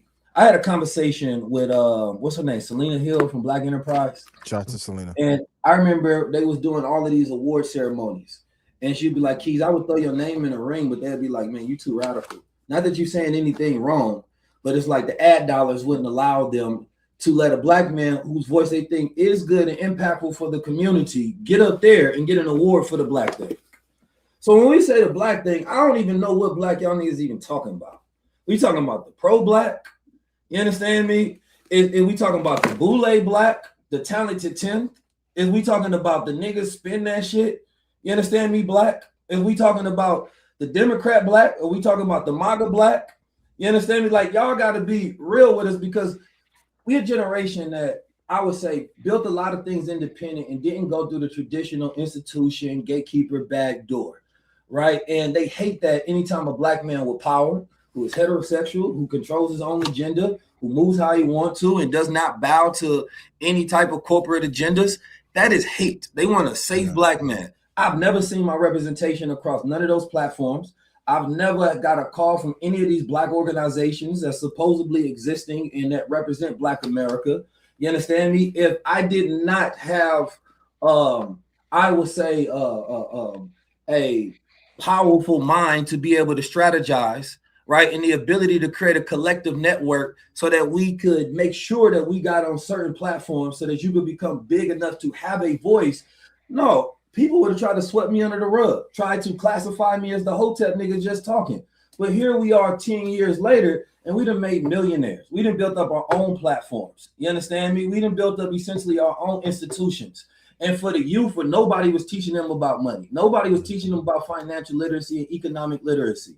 You understand me? We were swept aside. There was a black girl magic movement with no black boy power movement. And here we come and say that, no, we gonna represent what's missing. And we stood in the gap where nobody was standing in the gap, right? And now you got a lot of people that's mad that we've built something that has power and they either admire it or they hate it or they want access to it or they jealous they did not build it. So they would rather tear it down, even though they are not willing to build something in its place. Everybody be talking this black shit, but all the niggas I done called around, everybody say the same shit like, bro, I'm done with that black shit. You think I ain't tried? You think I ain't actually talked to all the rich niggas I know? You understand me? Anybody knows hard to get them to unify. All together, organized on one singular plan so we can do something powerful. Niggas be scared. You understand me? So when you do have people that's willing to stand next to you, give you a platform, work with you, build with you, make money together, ain't afraid trying to muzzle you, like I'm rocking with that. You understand me? So like we got to define what this black thing is. Is it this African American thing? Like if we don't have a collective identity, we can't hold nobody to a standard when we feel comfortable doing it while celebrating things that are denigrative to our community every single day, while taking white sponsored dollars every single day and being controlled and can't really say what you want to say. You understand me? A lot of these niggas is, let's be honest, and y'all, this is a reflection on me what I'm about to go say next. A lot of them are black Zionist puppets. They can't speak what they want to say. Let's just be honest. Like, what's the black thing? Is it for us to be culturally sovereign? You understand me? Like, how come none of them couldn't stand next to Minister Farrakhan? Is it that you disagree with him or do your masters do? If we want to really talk the black thing, is what I'm saying. You understand me? Like, there is no reason that there's no body stopping us in between of us literally pulling monies together and doing the same thing they did with Charlie Kirk, going to get young black people across universities. We ain't doing that. And uplift, Kamala Harris got all that money. What did she spend it on the black thing or did she spend it on the white thing? Talk to me. We gonna do an NABJ with the National Black Journalists, and I love them folks, right? I'm glad we have that. But the main topic was Stephen A. Smith. It wasn't cognitive warfare. It wasn't the literacy crisis. It wasn't how we actually use our power in the new media right now to where we can create new economic system and parallel institutions. You understand me? Like, it's straight up like that. Yeah. Straight up. Like, I come from Oakland and St. Louis. Luckily, I was raised in a Muslim household. You understand me? We say assalamu alaikum before I greet people. We know there's peace, but I will go to war for my peace. You understand me? And everybody knows the frustration of trying to build something, and the people you trying to build up be the ones want to tear you down. But because we got so much love for us, and we understand the condition. And I learned that from the Honorable Minister Louis Farrakhan, because when Jesse Jackson betrayed him, he went on there, instead of tearing him down, he said, you know what? I'm not going to criticize black. And here he is trying to help this man become president. And I learned that a long time ago, and I started to give us grace in times where I be wanting to tear shit down, because I understand at the end of the day, we all we got. But we can't pretend like we self-righteous, because if we go into everybody's closets, we go see skeletons nobody want to see. That's a fact. That's needed. That's needed words right there. And it's needed. Black man free. Look, me and Rashad have real conversations of agreement, conversations of disagreement. That's being men. I am open for correction. I'll never be open for cancellation. Black man free. Keys get bars of the year, yo. Van, in your opinion, free man talking. Van, what's your what's your thoughts and thoughts on what we can do better to make the world better for us? And if Biggie's in the background. Oh, tough. So for me, it's echoing all that, but it's actually even more quaint. When we ask questions about how we coalesce or what the center of us is, the question I always ask is, why are we asking? Like why are we asking the question? Like, why are we asking how connected we are? Are we asking why we're so connected because we want to find connection, or is it because we want to find reasons to separate? I don't believe in hierarchy. I don't believe in you got the most, so you call the shots. I believe in collective decision making. I believe in people having a say. I believe in people having a voice. I believe in hearing and talking to voices that I disagree with if they're black. I don't believe in pigeonholing black people. I also believe in limitless patience with black people and grace with black people to the degree that they're not hurtful and harmful. Like, when I heard what y'all said, I'm like, well, the way I look at that is two ways. One is I've watched your work be a contradiction of what it is that you said. I watched it. I saw that. That was funny to me. Like, that was funny to me because your work is a contradiction of what you said. I also wondered, damn, how they left that in the podcast. I'd have been like, hey man, I was going crazy. I'll say that's my fault. I'm not gonna lie. I was tired. I would have been like, that's the other part. What I told you? The media part of me was like, man, I went a little too crazy. We might want to like chop that to give me a couple. But so when people come up to me, because the reason, I'm gonna be honest with you, the reason why I watched it is because people was like, hey man, the EYL dudes that you always like, look at what they said about the community. Look at what they said about the community. So I was watching for that clip, and then damn, I popped up and I was like, oh shit, now we having fun. So what I'm looking at is the work and the intent. I was in the room. I saw a lot of black people in the room, a lot of black people that were excited about their futures, a lot of black people that were excited about living and life, excited to see people on that stage, excited to take in brand new ideas. I met people there that I've talked to and stuff like that. That's what I saw.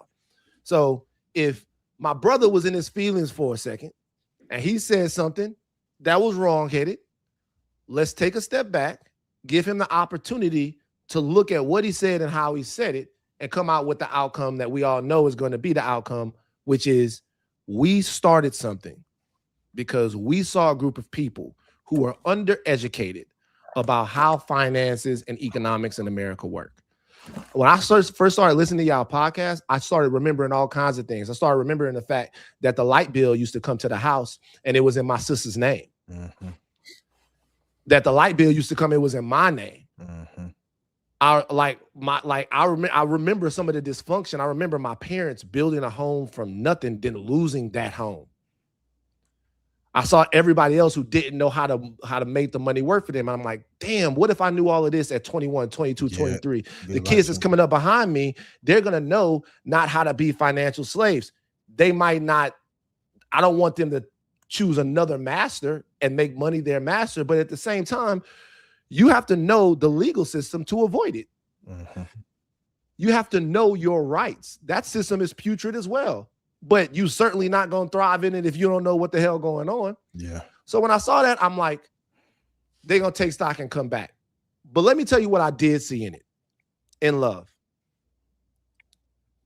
What I saw was that a lot of times, the difference in some of the communities that you named before was that they still, to me, understand their naturalistic value sometimes more than we do. Mm-hmm. And the reason why that is because I want to tell a story here, but I don't want to. Go ahead. Okay. So when I worked at, I want to tell, but I'm not. No, I got it. So when I worked at journalism for a long time, man, I'll be learning. When I worked at TMZ, I only saw Harvey really upset by one insult. Is when somebody called him a bad Jew. They had put this list out, and this list was of like the worst Jewish people or something like that. Like, and they put and they put them on there. I think this was a Jewish publication, and they put them on there, and it cut him to his core because his identity, part of his life, is connected to this holistic thing. Part of, like, in his core, part of who he is, part of who he is connected to is an ancient culture that his parents belong to, that his forebears belong to, that he has respect for. And what I see Black Americans, Black people, but when I'm talking about Black Americans right now, I see a people who have invented a beautiful, resilient, gorgeous, entrepreneurial, diamond rock hard culture out of some of the most putrid situations that any group of people could have lived through. Mm-hmm. And that's worth patience, man. That's worth investment. That's worth all of that stuff because it don't have to be there forever. But that love has to undergird everything. That love and that identity and that understanding, if you don't have that, that's why I say community will save us. If you don't have that, then nothing's going to matter, because what's going to happen when you get to a half a man, right? You have 500 million. And the next 500 million, you can't make it with Black people. You have to make it off Black people. You got to go in different rooms, and then you got to sell your culture to the people in those rooms. You got to go in different rooms, and you got to mortgage the dignity of those people. If you want to be in the rooms with the fat cats that control the money, that have the $1 trillion companies and all of that stuff, what happens then? Community gone? Community messed up? It don't matter. What we want is a world where that don't have to be. We want to take that 2% of American wealth that Black people have, and we want that to grow. If you listen to Higher Learning, you hear me talk about the wealth gap. For sure. 13% of the population, 2% of the wealth, really 1.7. We need that to grow.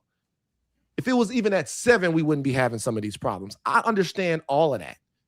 But what I'm telling you is the only way that works, that growing anything benefits us, is if we are first. If we are before money. If we are before hierarchy. If we are before all of that stuff. Haven't we been a shining example of that? And then in that clip, just speaking personally, he misspoke out of frustration. Did you also see the heartbreak in building for us and being torn down and criticized about it. That's what I saw. Yeah. You're not about to get me on here. Like I've been there. So I'm not about to, you're not about to get me on here to get on. I've been there. I didn't crash out on higher learning, done the whole thing. I've been there. I know. What you say? we don't got to revisit shots. Mr. Parker, you have to have more love for our people than they have for themselves. You understand me? And it's a true statement, because if anybody knows frustration, I think I get more frustrated than anybody. I just don't wear it on my sleeves as much. You understand me? Because before I get in front of the camera, a lot of times I gotta go take a walk. You understand me? Because sometimes you feel like you're doing the obvious thing that should be supported and it's not. Right? And I've probably talked to every single person that y'all know that I know, and we've had this conversation. I've challenged all ideas. I try to keep people as black as possible. You understand me? I'm the Black American Scout. I'm looking for black talent. You understand me? I'm looking for more people on Team Black so we can do the black thing all day long. But I understand the goddamn frustration, and I'm not going to act like it doesn't exist. And anybody who's trying to build something know what that's like. Right? But I'm always going to have a private conversation versus go online and try to say some sucker shit. Trying to say some slick shit for some comments and shit. That only makes the situation worse. Because I think if you really have the heart for the people and you believe that you should have more love for our people than they have for themselves, then you also got to extend grace for people that have moments. That's part of having the love. Yeah. And a lot of people don't want to do that because they have ulterior motives. They have capitalistic motives. So they can laugh, they can kick you down. You understand me? But if you see somebody in position and they're doing something, and that can be guided to be even greater, right? Then maybe it's your purpose to try to plant seeds into that so that it becomes exactly what you think it can fulfill. Because you have something to where 30,000+ people are showing up right now. You know, this year started off with what, 4,500 people, and it grew over time. That's showing an increased interest in community, right? In our own future, in entrepreneurship, in institutional control, right? In understanding technology, in having our consciousness shifted. You understand me? Like the Million Man March was a one-day event. So when we can do it annually, this is how you actually shift the culture. It can't be a one-time thing, and it can't be a one thing. It has to be the multitudes. So somebody says that, oh, but we already got this going. No, we need more. We ain't shifted the goddamn numbers yet. The black household debt is still high. You understand? We got a sexless, broke, non-intellectual generation who desperate and lonely. You understand me? Like, we got a lot of goddamn work to do. So we don't just need the events. We need to have a political shift. We need to have an economic and a cultural shift. We need to have a spiritual shift. But when somebody is playing their part, goddamn, enjoy the role. And then go play your own as well. Because we all part of this movie. You understand me? Called Make America or Make Black America Great. I was like, well, don't say that. God, I was about to say, damn. We done lost teams. Make America great because it ain't never been great. You understand me? Hey, listen, I don't flip up. You feel me? No, I got you. My God. I don't flip up. First of all, Rashad, what did you learn? I learned to not focus on negativity more than positivity. And I said this on Market Mondays, but it's like, it's human nature. I think, you know, like I speak to my son every time I speak to my son every single day. I tell him I love him. He tell me he love me. And after a while, it just becomes a routine.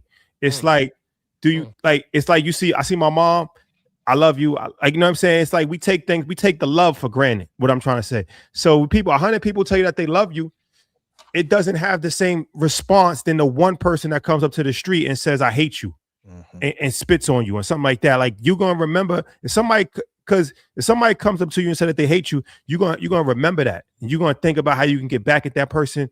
It's going to bother you, or at least me. That's how I think. It's going to bother me the whole entire day. But more energy should be focused on 100 people that actually told you that they love you. So for me, I learned negativity is always going to be there, and it's new levels, new devils. And you know, negativity is one thing. Can I ask something? Not to cut your wisdom. Is there any part of you that contended with what people were saying now? Because sometimes as brothers, like, and this was really hard for me, right? Because I'm reading all of these books. I'm reading everything. I think I'm smart. Like I want to be this. But did you contend with what people were saying? Did you, in the moment where you go, yeah, I get it, like more levels, more devils, and all of that stuff. But did you sit with what it was that you said and why people took it the way that they did? Did you learn anything from the faux pas? Yeah, I learned because to be honest, look, every black person is not your brother. Every black woman is not your sister. Mm-hmm.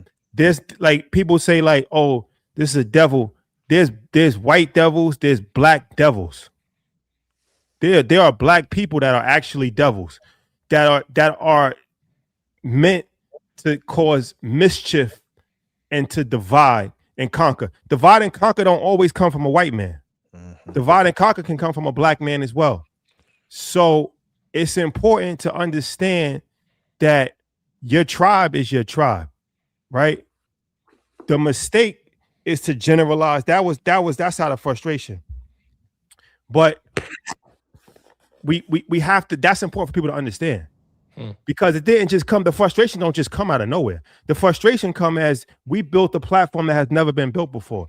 For 8 years, and we highlight 450 entrepreneurs, and we put 400 vendors in the vendor marketplace every single year, and we put people on stage in Europe, in London, and we put people on stage in front of 30,000 people, and we've given opportunities, and we doing community give backs, and we've made people millions of dollars just from free information, and we got people out of debt, and we saved people's lives, and we got people coming home. This is just the facts.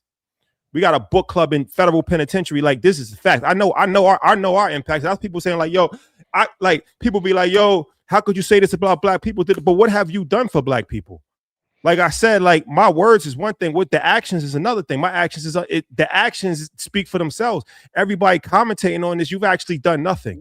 And they'd be like, yo, what have you done for the city of Atlanta? In 3 days, we have more of an economic impact than the people that's talking had in their whole entire life in the city of Atlanta. So I already know what we did for the city of Atlanta. So it's frustrating when critique is one thing. Criticism is another thing. When you making up lies and purposely trying to sink somebody's ship, that's only has done, what have we done? What have we done except for help people learn about finances? That make you at a certain point, if you're going through this shit for 7 years, you be like, fuck it. I don't fuck it. And that's what I said, even InvestFest. If they want to tank InvestFest, then tank it. We don't make no money off of InvestFest anyway. So way more people make money from InvestFest than us. It helps the economy of Atlanta. It helps the vendors. It helps the speakers. It helps the janitorial staff. It helps. So if you hate Cain, you gotta remember Cain killed his brother Abel out of jealousy. So God didn't accept his offering, so he killed his brother out of jealousy. He didn't kill his brother because he had a valid reason to kill him. He killed his own brother out of jealousy. So that story still carries true to this day. They'd rather sink the whole ship. Fuck it. They'd rather crash the economy for the people of that weekend and the party promoters and the Uber driver. They'd rather say fuck all of y'all because they hate us so much. That type of shit will make you mad, especially if you put up your own money. You never got outside funding. You never got major corporations. You never got you never crowdfunded. You never took outside capital. You put your own money in. We play the game on a real level. InvestFest $5 million to put on. Where the $5 million come from? Us. Yo, imagine this real shit. 10 years ago, I had a couple $1,000s to my name. We putting up $5 million. We could do a lot more things with $5 million than throw an event. We putting up $5 million to throw an event, and people saying, "Oh, it's a scam." How? Who we scam? Are you familiar with a Greek philosopher called Antisthenes? No. It is a kingly thing to do good and be ill spoken of, is what he says. Translation is, a king's burden is to do good and be spoken ill of. Okay. So a couple of things. Number one, I hear the passion in your voice, but I'm going to do something with love here. What I'm going to do with love is I'm going to ask you, because I know it's still raw, this thing you've created, to kind of step out of yourself a little bit, because I'll tell you why. The people that come to InvestFest and get something out of InvestFest, like myself, like a lot of people, the people that come to it don't validate InvestFest. Okay. The people that go to InvestFest or anything and then leave and not having a great situation don't validate InvestFest. The reason why you guys do it validates it. If you're doing something for Black people to move out of their situation and to ascend, that's the only validation that actually matters. But sometimes being in community with people is dealing with, it's not all roses and flowers. Mm-hmm. It's not all, hey, I did this for you, everybody love me. It's not all of that. There's going to be times when there are disagreements. There are going to be bad faith actors. There are going to be all of this type of stuff. It's up to us and our makeup as men and as men who want to have great things and do great things to not kind of turn snide or be pointed at the people that we're trying to help because something doesn't go in the way that we want it to go. Because like, as you describe everything that you've done for people, it almost sounds like you think that they owe you something. No, what I'm saying is you owe. No. It's not about. No. I'm not. I'm just telling you. Let me finish. You saying how it comes off? It's not about. It's not about. It comes off. Yeah. It's not about owing you something because we never asked for anything. Right. This is important to understand. What have we asked for? We're not asking you for nothing. It's not like we passing the donation plate around. We do Market Mondays every Monday for free. This show is for free. Earn Your Leisure is for free. We on Instagram every day for free. It's the difference between being owed something and being publicly disrespected for no reason.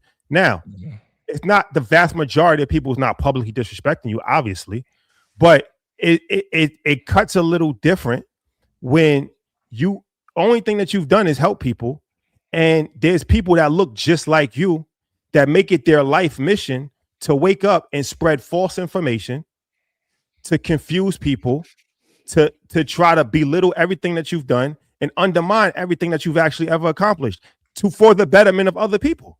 And like I said, even people now that have something criticism to say, well, what have you done? That's just my thing. Like, just on some all due respect shit. Like, I could say who we done. I could say right now we employ 30 Black people. That's what we do. That's what we do. We employ 30 Black people currently right now. I don't know a lot of people that employ 30 Black people. I don't know. Our lawyer is Black. My dentist is Black. My doctor is Black. My CPA is Black. So that's what I was saying before. It's not even about saying like, oh, we putting Black in front of this. We live in the shit. We live in it. Like, people say this shit and they don't live it. Ask 19 Keys. He talking about he never got an award. When we got our award, who do we have bring us up? No, my brother. He's muted. But that's done intentionally. But that's not nothing that we don't gotta talk about. Like, we don't gotta talk about all the shit that we do. Like, you know what I'm saying? I presented the award. Where my damn award at? Your award is a lifetime award. You got a lifetime award. You got a lifetime award. But no, I received. But look, Van, I received everything that you said. And like I said, just want to make sure. What I want to make sure is this. I receive it, and it's a learning experience for sure. Yeah. And like I said, that's why I apologize. On Monday, I apologize because, like I said, the people that's been rocking with us from day one, it wasn't meant for them, and they don't deserve that. They, you know what I'm saying? They caught a bullet for no reason. Mm-hmm. And out of frustration. Yeah, it's nothing else to say. But like I always say too, if I lost you, I never had you. People be like, yo, you need PR training. Well, this shit real though. Cause I ain't go to journalism school, and I ain't go to communication, and we not scared. It's Black man free, just like Keys. He a Black man free. Yeah. If I lost you, I never have you. You people worried about PR because they're not confident in any shit. We built the community, we add value, and we gonna put together the best product possible. Y'all worrying about PR because you're made by somebody else. PR is for somebody that worked for CNBC or NBC. The PR is the shit that we learn on the fly. Oh, we fuck up. We can't say that no more. My bad. I'm sorry. This shit real. This is a reality TV show. You watching it. You watching the greatest reality TV show in history. We built this shit from an iPhone to 30,000 people. What they watching reality TV right now. They saw us start with an iPhone. This is a fact. They saw us start with an iPhone, do this, make the mistake, get the YouTube, fuck up the audio, do a free event, have COVID, get the merch popping, do this, come back, lose before you know, oh, now we got 30,000 people. This is real shit. You ain't see this happen before. You seen it happen before? Van, the thing I love about you, because you come off with love, you do it behind the scenes first and then in public. Key, same thing. If you can give advice to anyone watching tonight who may have the passion that I have, or Keys has, or Rashad has, because you've been through this. This is why I love because I'm super familiar with your journey. What advice would you give if you're in these situations, how to navigate them better going forward? You got fired for doing that thing, right? Yeah. I mean, that was different though, because they showed up for me. You know, the community showed up for me when that happened. I would say two things. Number one, it really makes no sense to overreact when it happens, because nothing will last. I was telling somebody this last week. 4 days, something happened. Ray J and Orlando Brown have a fight. It's over. What was Orlando Brown doing? Like his that, fighting style, crazy. That go viral. Yeah. Two, but beyond that, right? Because to your point, the point that you just made about PR is a great point, because you don't get PR. You're speaking from your heart. But like, there's a part of it to where at my age that I sit back and I go, what can I actually learn from this? Like, what can I learn? Like, let me look at this situation and understand why I did the thing that I did. A couple of weeks ago, like a month ago, like I got off Twitter. And I got off Twitter because Twitter was putting me in a reactive mind. Like, legitimately, I was looking for something to fight about. And I wasn't analyzing. I wasn't communicating. I wasn't empathizing. I was like, oh, shit, they said this about me. Let's go back. They said this about me. Let's go back. They said this about me. Let's go back. So to me, what can you take out of this situation is more important than how you look or how it sounds or whatever. Even the people that said that they was leaving, they ain't going nowhere. This is a part of their makeup. They're going to be there. People felt away because what they want to believe more than anything is that y'all care about them. What they want to believe more than anything, they want to make money. They want to do all of this, but they want to come here every single week, twice a week, wherever. They want to watch y'all ascend, and they want to watch the ascension of people that they know care about them. Because the ascension of everybody else that they watch, then people don't care about them. They don't give a fuck about them at all. They don't care about them. They don't do nothing for them. They're not there for them. They want to know that you could care about them and still be successful, and still be fly, and still wear the short sets in the summer when y'all had the shot. It was the with the helicopter. They want to know that you can give a fuck about black people and still do what y'all doing. So the thing that you said when you said it is like, they like, nah, not these guys. So when we learn how to talk to each other, when we talk to each other, what 19 Keys said a second ago, I do not want anybody that's ever on the mic to gloss over that. Man, if you think you need a minute, if you think you need a minute before it's time to get busy, take that walk around the block and all of that stuff. And that's all I would say. I don't want to be typically hyper verbose, but I want to say when the people are responding to that, they're responding to you as members of the community. Not all of them, it's bad faith actors. Like, sometimes I'll read the comments. It's like, Van is so smart. Van got it. This nigga fat bitch. I'm like, yo, what the fuck? Like, you know what I'm saying? So what I'm saying is, in that situation, just remember, when you speaking love for the people who have supported you in love, and you've earned that support. That's all I'm saying. And that's why I appreciate you for somebody that has more experience than me, right? You've been, I don't know how old you are, but I think you might be a 46. couple years. All right, so you're a couple years older than me, and you have way more experience in media than me. Even with InvestFest, people be like, yo, 6 years, that's a 6 year. We're a 6-year-old. Yeah. If you think it's about early in the journey, like, I'm saying, like, we're a 6-year-old. Like, that's kind of crazy if you really think about it. But once again, media was never something that I really had a career path in. I was a financial advisor. I wanted to do that. I didn't go to school to be a media personality. I didn't work the ranks of being a media personality. So I understand and I receive what you're saying, And that to me is real brotherhood, as far as you know more than me in a lot of different things, and you're educating me in real time, and you giving me guidance, and you giving me information, and it's done in a loving manner, and it's done and it's done to correct behavior. And that's real. When I see these other people just making videos and reaction videos and doing all this shit, it's like, oh, I know that you're just doing this because you just want a viral moment. You're not really doing this to help, because if you see, obviously EYL has helped people, right? So if you're really for Black people and you see this is one of the biggest platforms that's actually helping people in the last 50 years, then why don't you just take the time to correct the situation, or call or try to help? Say, look, I think you misguided on this situation. Let me see if I can lend help, because you already got the platform. You Everybody already got not solid like that. That's but why that, I respect a Van. but that goes to show you the difference between a brother and somebody that's just in it, just saying, oh, I'm just going to use the word Black. No, you know different. You just same as you a devil too. You're a devil too. You, just because you Black don't make you not a devil. You a devil too, because you seek to destroy, cause mischief, and divide, when you could have taken the role that Van just said and unify, educate, help, and move forward. Keys, go ahead. Well, I was just gonna say you know, the difference between being a nigga and being Black is very stark. The nigga thing. I don't know how we got here, but I'm gonna let you. I'll let you wisdom. But go ahead, my brother. The nigga thing that we should have been focused on. I'm done with the nigga thing. You understand me? That's what needs to be the goddamn narrative, and we just have a whole cleaning house of niggas and coons. You understand me? Let that be the witch hunt right now. If anybody knows me and I got their number, I'm gonna practice brotherhood. I'm gonna give them a call. You ain't gotta make a video. You ain't gotta do no content.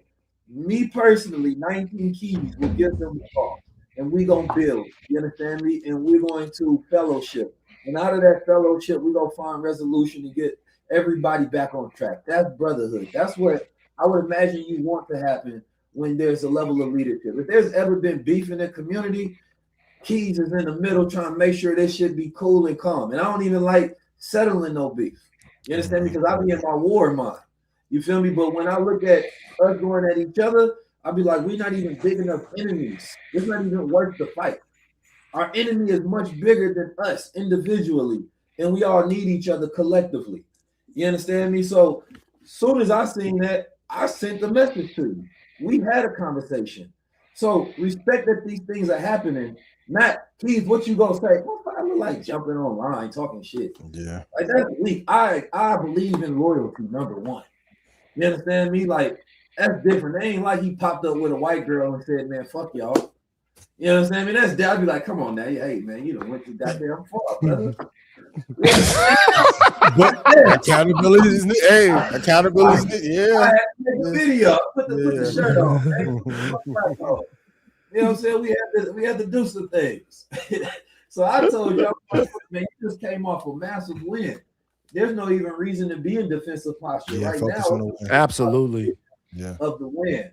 And let's promote that and let that be the narrative, because the people who weren't there are the people who talking the most shit.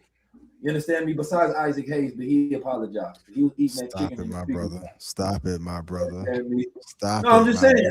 I was just surprised because he was eating the chicken in the speakers lounge. Then he made the video the next day. Man, y'all see? Hey, man.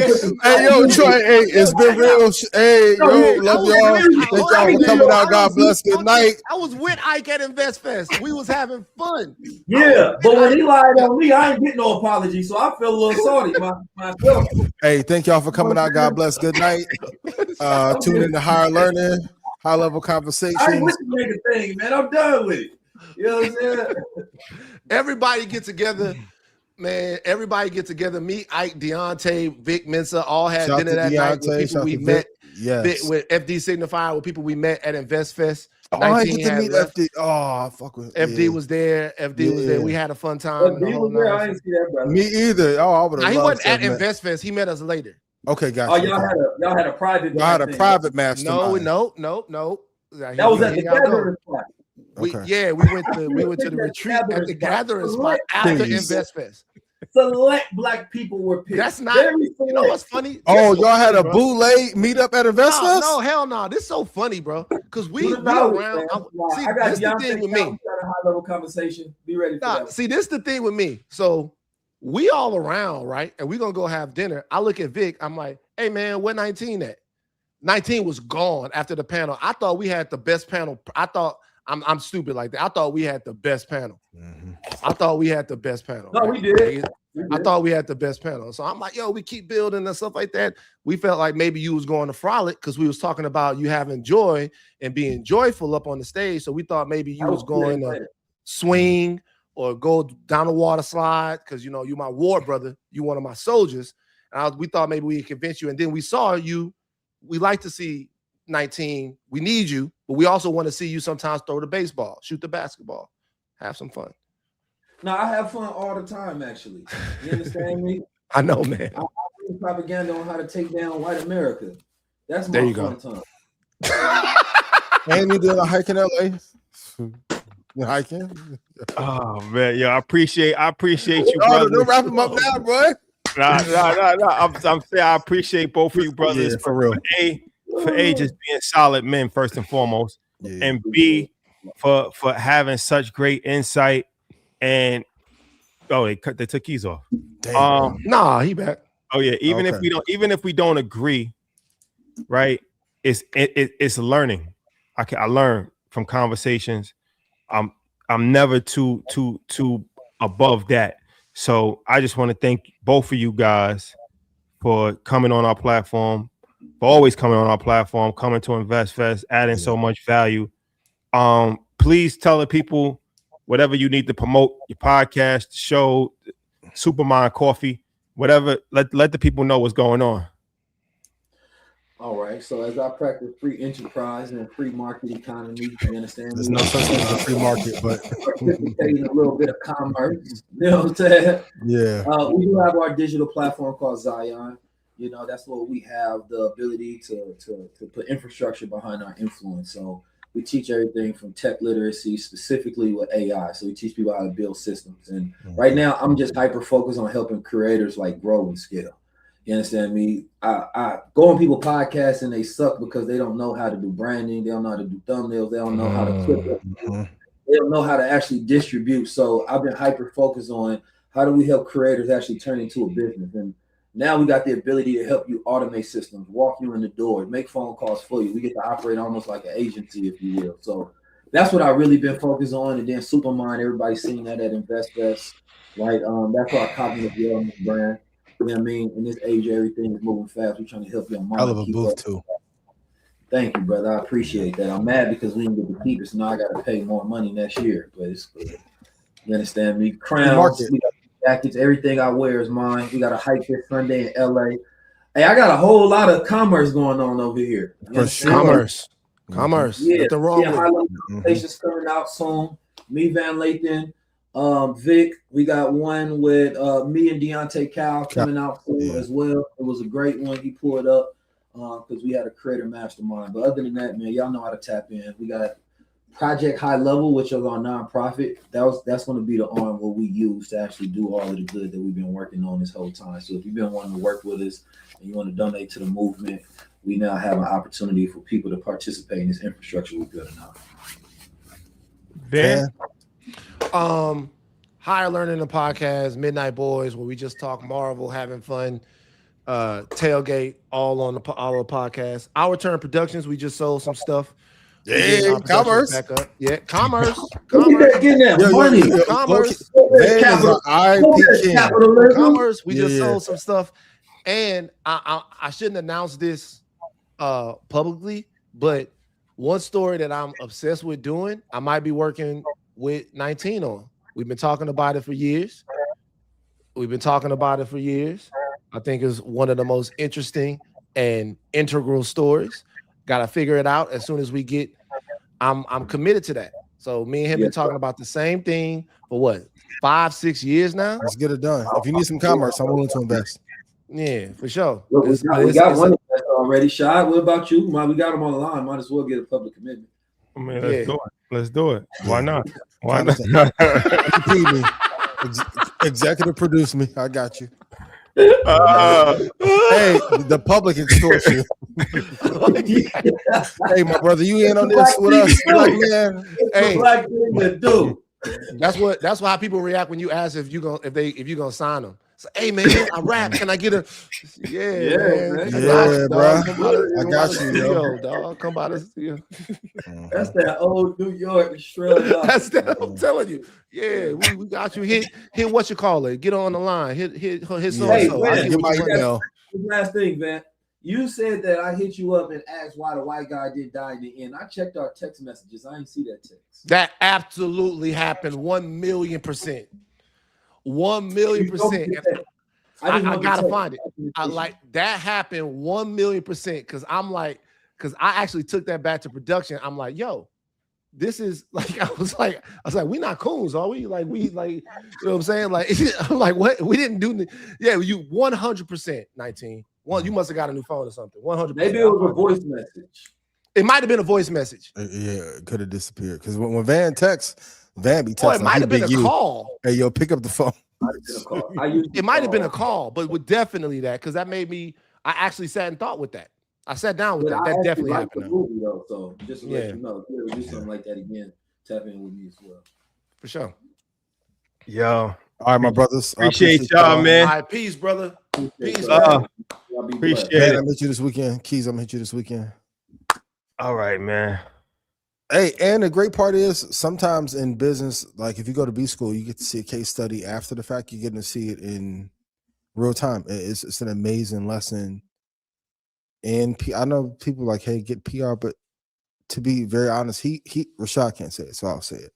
Most of the people who are guiding you in PR can't tell you what to do because they have not been in it.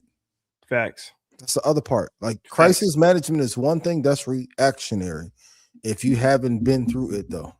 And also, too, when them PR statements come out, I humbly regret what y'all don't believe that shit no way. Exactly. It's just laughing. So like you said, that's a good point. How could you relate unless you walk through the fire yourself? How could you gonna make some chat GPT statement and people gonna laugh at it and make fun of it anyway? But one thing about this is that when people see you, they think you down.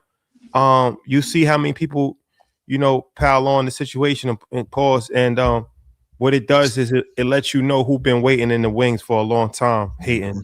And they just see, but like Van says, when all the smoke clears, now they just expose their hand. But that's one of the things. That's God is the greatest. God is the best of Noahs. People get mad at everything. People even got mad at the don't drive from 8 to 8. I'm telling you what I did. Like you this other part. He can't say it, I can. If you start to push back on every piece of information that is given, this is why a lot of people don't get information. Or never come around. Never say anything. Won't come around, won't say anything. You can't push back on everything. Think about that though. That's the last thing I'll leave you guys with. We speak to you guys every single week, 3 times a week. Market Mondays, Earn Your Leisure, Blackout. You got people that made it. They might come around once every 5 years. Maybe. And the demons behind the scenes. I said this when I was talking to Ryan. Everyone who acts nice in the public all the time are the worst fucking people on earth. They've mastered PR. Bill Gates mastered PR. Epstein mastered PR. There's a bunch of other names in the next few years that will come out that mastered PR, that sell you that they're a great human, and behind the scenes, they are some of the most evil people to have walked the face of the earth. That's a fact. But man, shout out to everybody, man. Like I said, I did learn a lot from this, man, and I'm still learning. I learned a lot. Of it was a very teachable moment, and it helped me see a lot of shit, and it helped me see who was there, who's not there. But more importantly, man, Blackout, I love you guys so much. Like I said, this is my favorite show of the week, and it's community, and it's people that make it every single week to watch this show. I appreciate you. We don't take that for granted. So we might do a Blackout live. If we do a Blackout live, what city do you think we should do a Blackout live? An intimate gathering. It's gonna be like when Dave Chappelle comes out before his show and do like 300 people, like a real intimate, like small comedy club type thing. Where should we do? No phones.